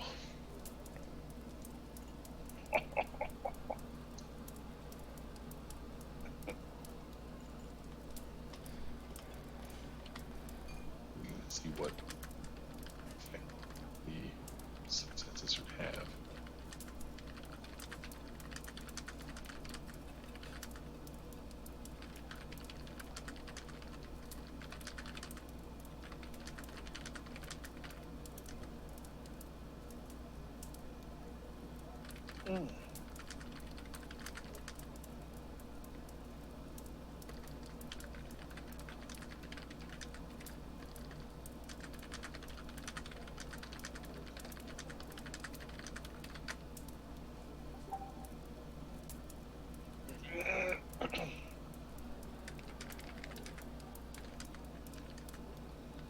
I think I'm underestimating how much time this is going to take.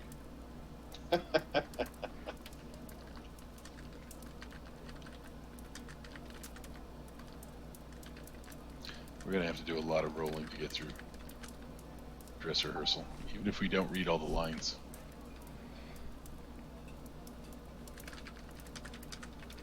So because potentially we can influence the result with every success or failure.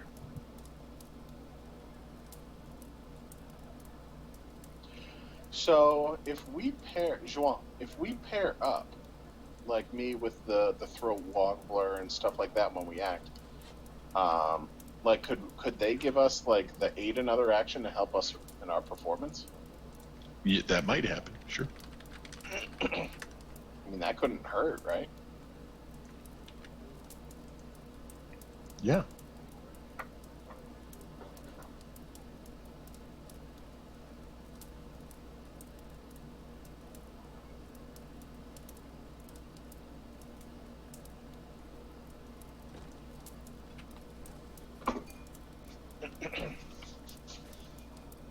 Oh wow. Okay. What? That makes sense.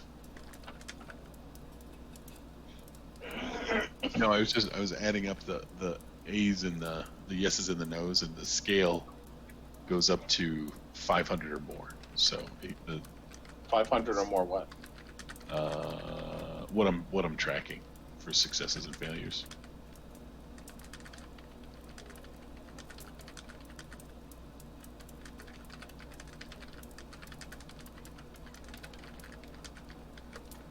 So I was like, wow, this number is getting large, and I was like, well, I wonder what a good number is versus a not good number.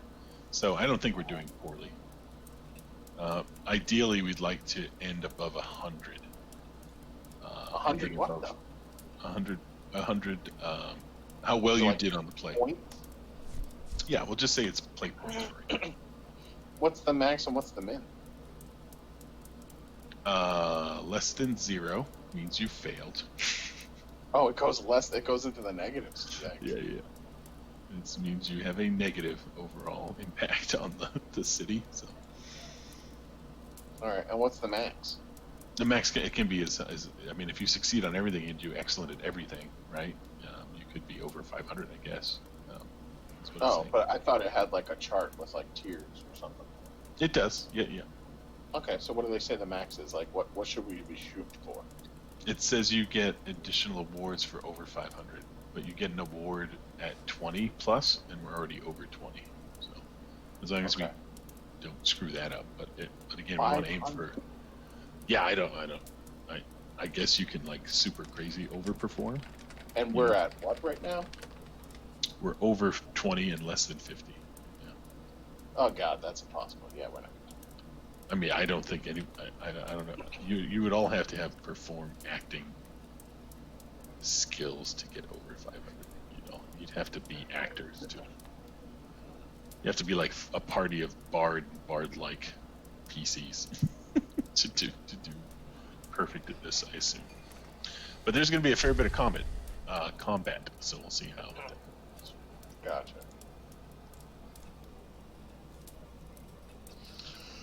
All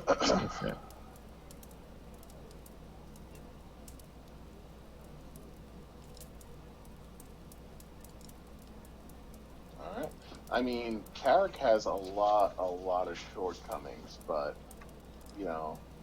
with the performance roll bonus, with Eagle Splendor, and if he can get +2 from somebody, aiding him, that's +6.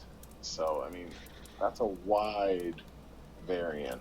Yeah, I mean Brady and Throck obviously have an advantage here. Which is obvious. So Carrick's been talking with Jack, and he has this idea. Now Jack is very good. He has +18 to acrobatics because he's a monkey, of course. Mm-hmm. So Carrick is like, all right, look, hear me out here.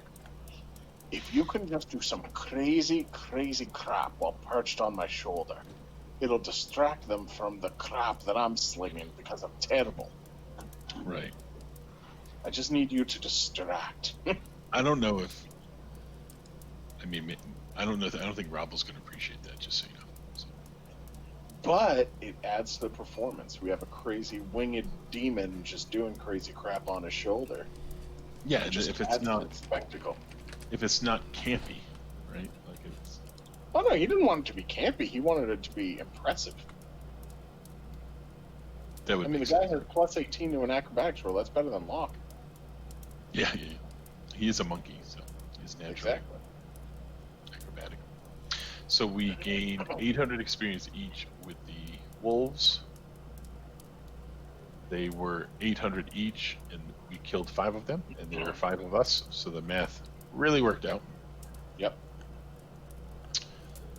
And improved performance success. I did $1.25 per person because it's supposed to be 600, so that's close enough.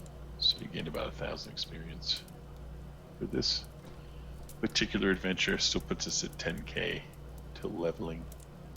Just as a heads up. So module 10E, dress rehearsal. Up next.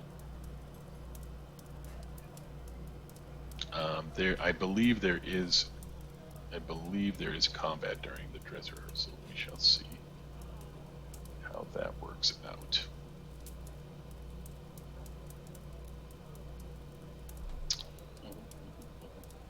Upon entering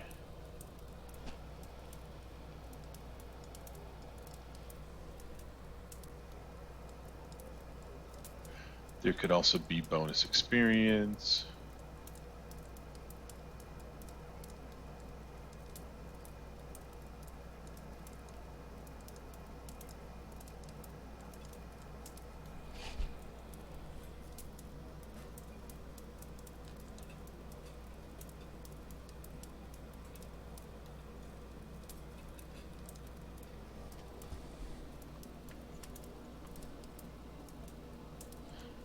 Oh, it's just a bunch of checks. Hold on. Maybe we can go through this now.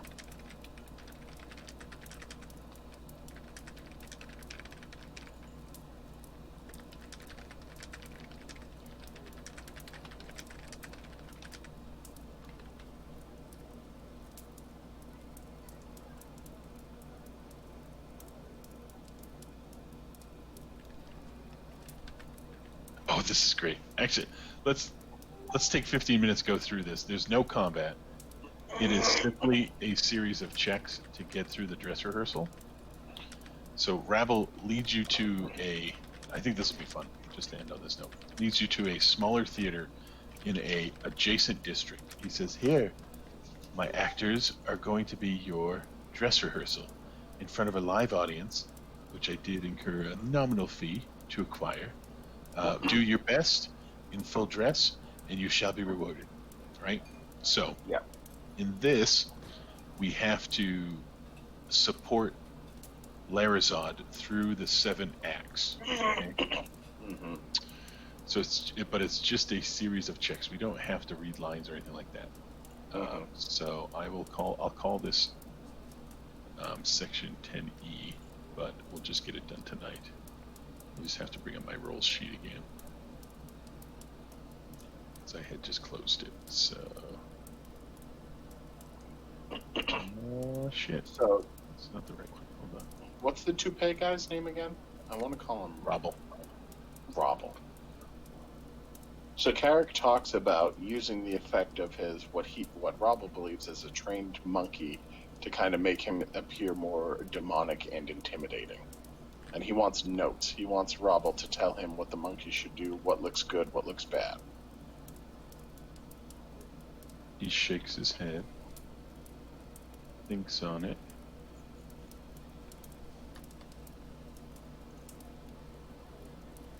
I don't know the answer to that one Because you don't know what a monkey that's intelligent and has an amazing score in acrobatics would actually look like if it had the intelligence of a human. Yeah, good point. Yeah, I'm gonna have to think on it. Okay, here we go. Here's my rolls. 6. Why the fuck is it? Okay, is it something incorrect?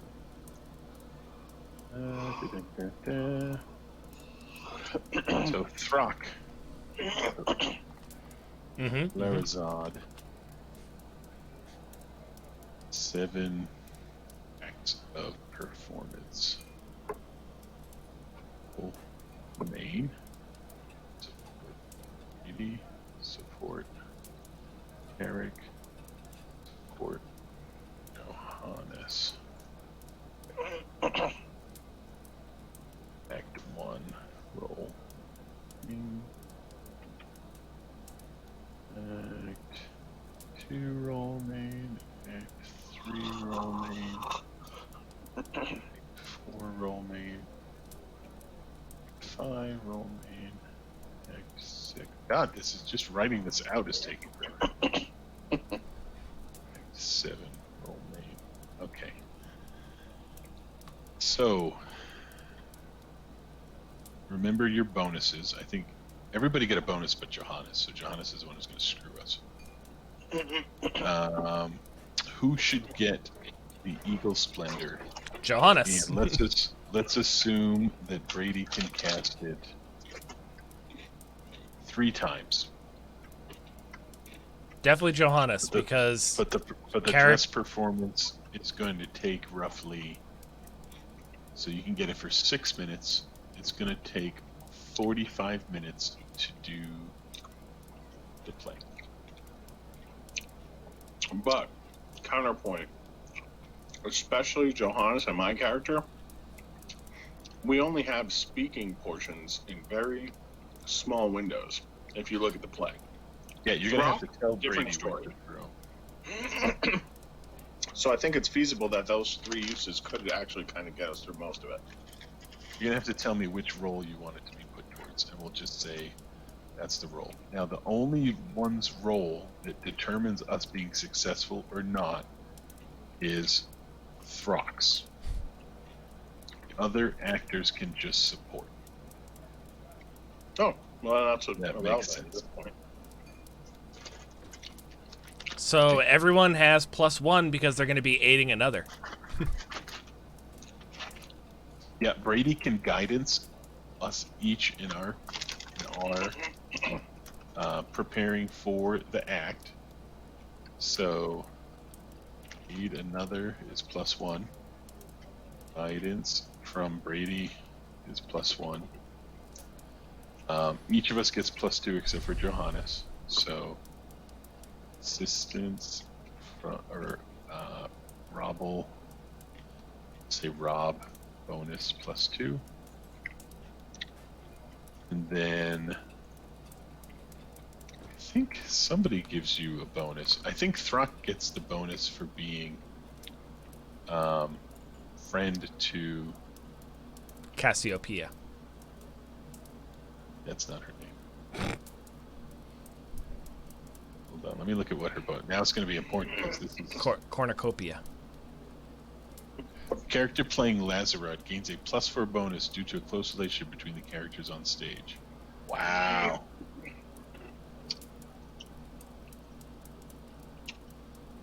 That's going to be useful. Her mere presence gets +2, so all the friends of Calcinica gets +2, but the I was character of close. Lazarod gains +4. So you get +4. which is fantastic for the purposes of this. Laz. So you could get as much as 1, 2. You get +8 automatically, automagically, plus your ability. So Act 1, we'll start. We'll just roll the main roll first, Yeah. and then if we need to roll support, we'll do that because it's wasting rolls It's if we easier. don't need to roll, right? Mm-hmm.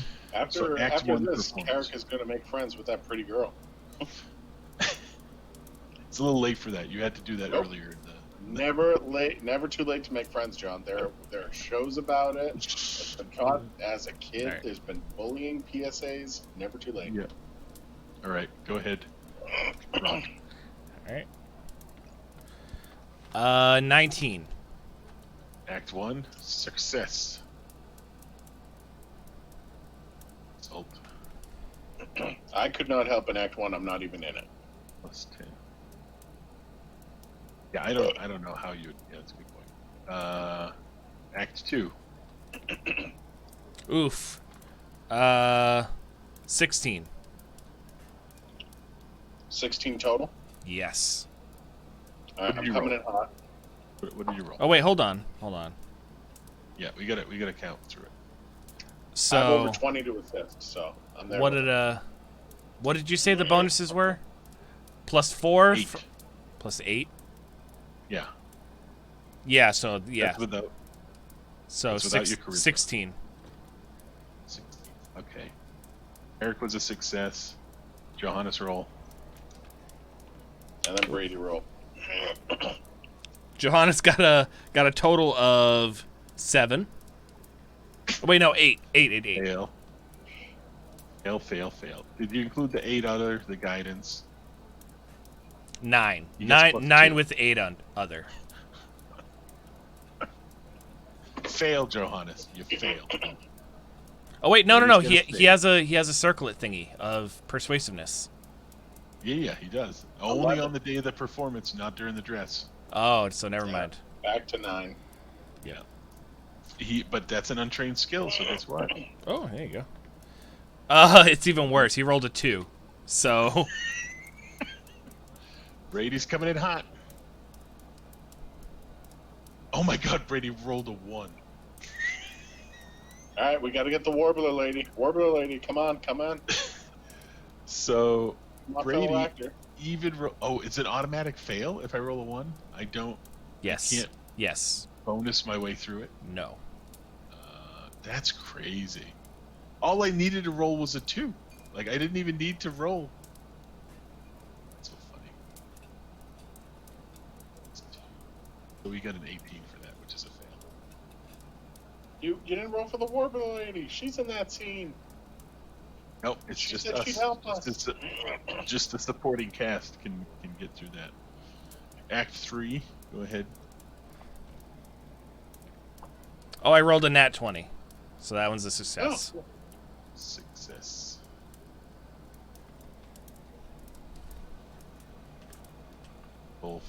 Act 4. I rolled a 2, so my total bonuses are 14. We're gonna need some help. 3. He's going to need 3 successes to bring that to 20. 1, 2, 3. Yeah. I will provide that. I'll provide 2. I Eric. rolled Oh, a 19. oh. So I'm okay. What do you need for it to be a help? Give me a number, buddy. Give me a number. I rolled a 12. I don't know what Johannes's bonuses are. None of it is from charisma, and he gets +1 for aid Guidance. another, +1 for guidance. That's it. Plus, so 14 total. Very good. if he gets a +2 for Eagles, that brings him to 16, Oh yeah, sure. Yeah. which is usually enough for an aid another bonus. Brady just can't roll a 1, so he rolled a 4. So we succeed. Cool. Next act. So that is 14 +2 +2 +2 Yes. equals 20. Yes.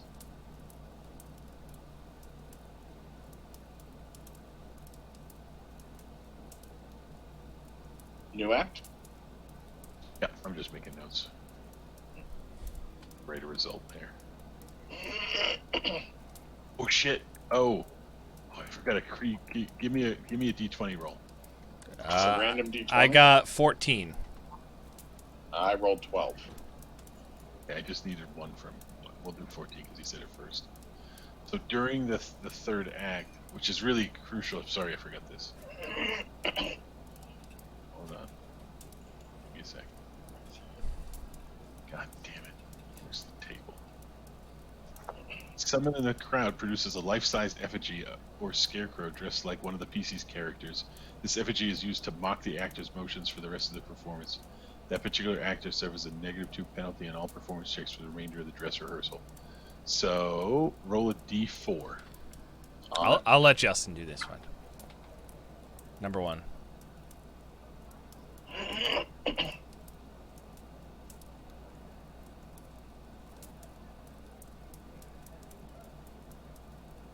Was it a 1? Is that what Yep. you said? Yep.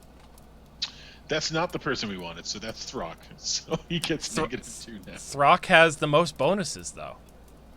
Yeah. It's just he's the important. Okay. So I now drop to plus 10. Yeah, exactly. Still really good. So, Act 5 roll. Go ahead. I rolled a 16, so 26. Should be great. Okay. Success. Roll 6. Act 6 roll. I rolled a 4, so I have 14. Is there Oh, now not bad. no way for us to get enough, or? No, we had a 14 before. We all have to pass it. Start with Johannes, because if he fails, then we go. He rolled a 19. Wow. Hey, good for Carrick. him. Carrick rolled 14. We're good. Oh, effing Brady. Yo, roll a 1, buddy.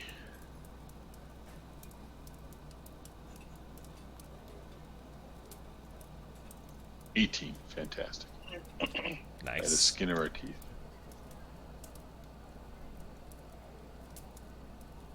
Act 7. The last final one. Dramatic. All right, let's see. I rolled a 8, so 18 total. 18, good. Okay, so Carrick got it. +2, +2. Success. Then Carrick rolled a what? Oh, Carrick rolled a 9 plus bonuses, brings him over 15. We're good. Success. 18 +2 is good enough. Equals 20. Let's say we failed again. Roll another d20. Just because I rolled 11. 11. Several folks stand up, boo, and then just walk out, yelling out their displeasure to anybody who'd listen. The next act's checks suffer a -4 penalty. Popularity decreases overall by a d6. So that would have sucked. So I'm glad that didn't happen. Yeah. So we only failed 1 act. That's not terrible. Yeah.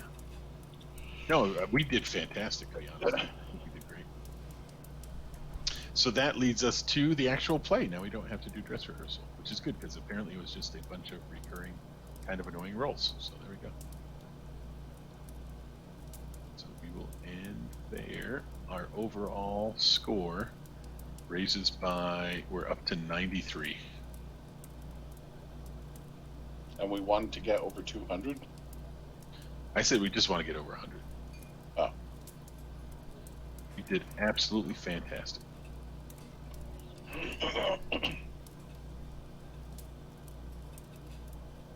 Okay, here we go, guys. Now it's 1 in the morning for you guys, so we should definitely end there. Mm-hmm. But I am glad we got through all that. So now, yeah, there's a table called Merciless Playhouse Heckling. Roll d20. 1 through 5, ripe tomatoes, cabbages, and small bags of weevils. 6 to 10, loud booing and cries for the actors to be arrested. That was good. 16 or 15, a donkey's brought out of the audience and proposed as the player's replacement. Uproarious laughter ensues. 17, 18, a pair of terrified sheep are laid up on stage and suggested as replacement. The sheep run amok and foul the stage in their panic, meaning they poop everywhere. Mm-hmm. In 1920, another play performed by the crowd commences, continuing throughout the performance with loud and rowdy applauses at the end. So they hated you so much, they just do their own thing. So we didn't do too bad at all. Actually, I think the 12 was actually not that bad considering how good Throck was rolling.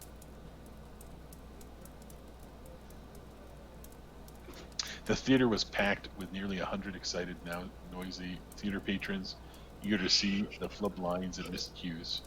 The din of the crowd looks very intimidating. This is not an audience interested in remaining quiet and respectful during the performance. Just before the dress rehearsal, Raban offers some last advice. Do your job, ignore the rabble. If they throw something, take it and move on.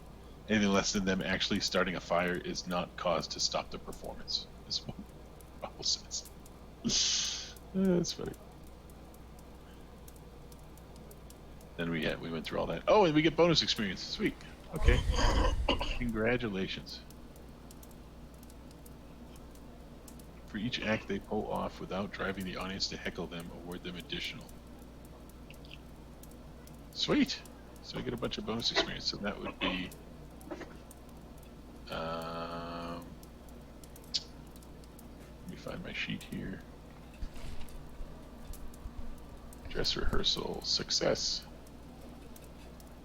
Great success, right? That was who said great success? Borat. So we'll do that gives us an additional 560 experience. That's great. So now we're at 25k-ish. I'm gonna give us an extra 15 just to round it off. So we're at exactly 25,000. So we have exactly 10k to go.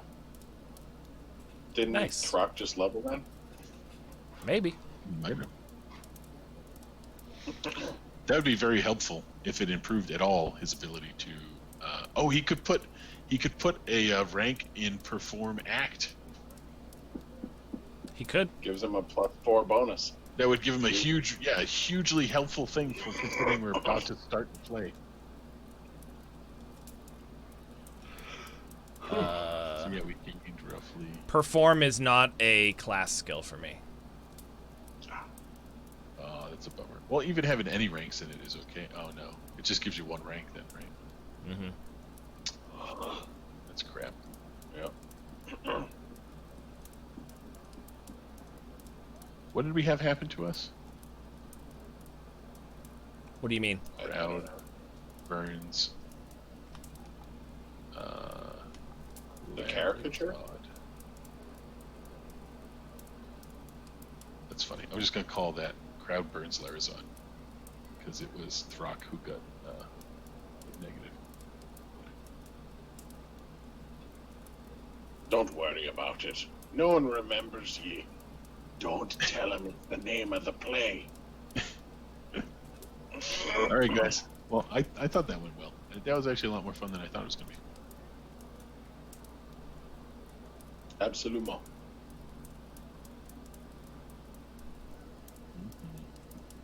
So the next session is going to be very complicated because I have to actually run the play. We don't have to read every line like I said, but like if dress rehearsal seemed annoying with rolling, we're going to have to do something similar, and then we just try and maybe I'll just snip it. I'll just leave you guys with a preview. They call it the Nightshade Theater. Our theater's not called the Nightshade Theater. That's just what the picture says. But here is the stage that we will be managing.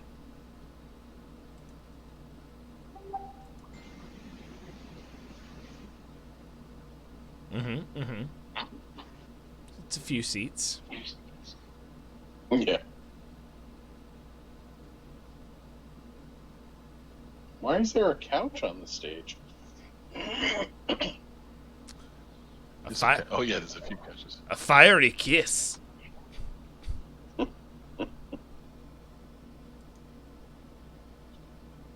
That's 15 times 8. What? 120. 16 times 8. 120. 128. Yeah, it's a pretty good crowd. Some greater nobles and some of the greater houses will be in attendance, is what you guys hear as you exit the dress rehearsal, mostly because of your ability to sway the general population as to the notoriety of the Not notoriety. oh shit, what was the right word? The variety. The fame. The repute, because of the repute of our No, performance. the pute. Only one pute per day. No, we did it again, so now we get the reputes. So this is the second time, so we can repute it. Which is funny. So yeah, so there some very important individuals will be in the audience, specific to the city and specific, obviously, to the storyline.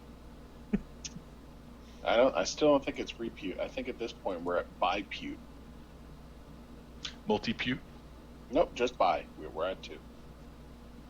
I don't know. We did 6 successes. That's a lot of puting. Septipute.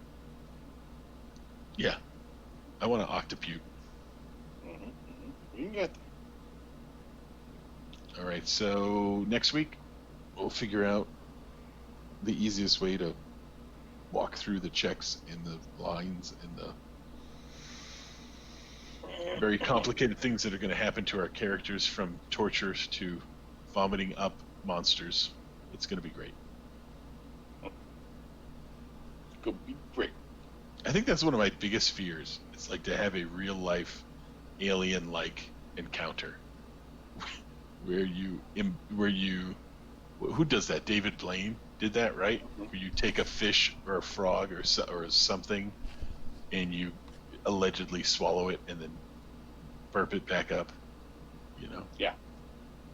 Absolutely disgusting. But apparently we're going to have to do that.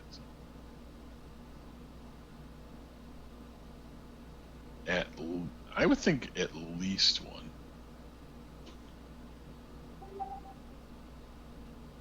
I would think if we can get through the play, then it's up to you how we move forward after the play. Because I could...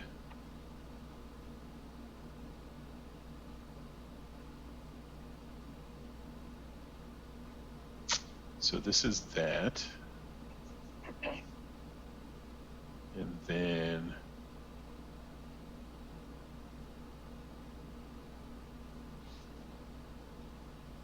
I mean it could be as many as 4.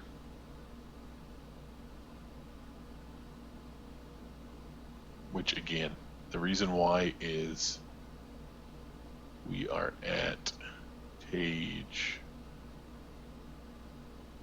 content, which again, so we're at page 22, and there is again 96 pages in this guide. Nice. Yeah, so it's up to you. If you guys like it, we can continue. Oh, that includes the play though, so my fault. So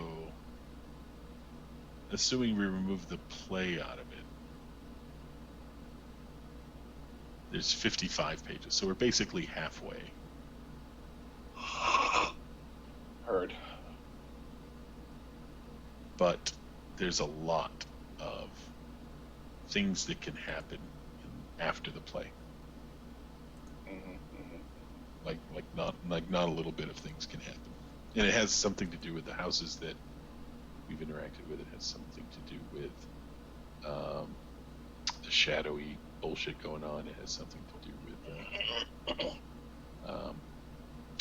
that Pathfinder, launch. So,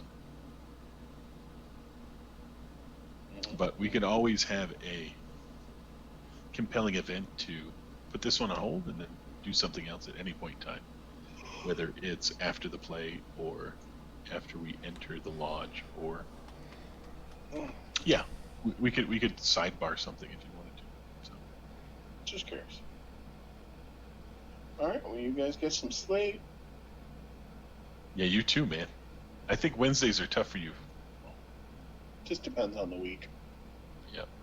Yeah, tomorrow's gonna suck for me, so I'll let you guys know I how hear that you, goes. brother. All right, friends. Have a great night. Thanks for playing. You as well. See ya. Bye-bye.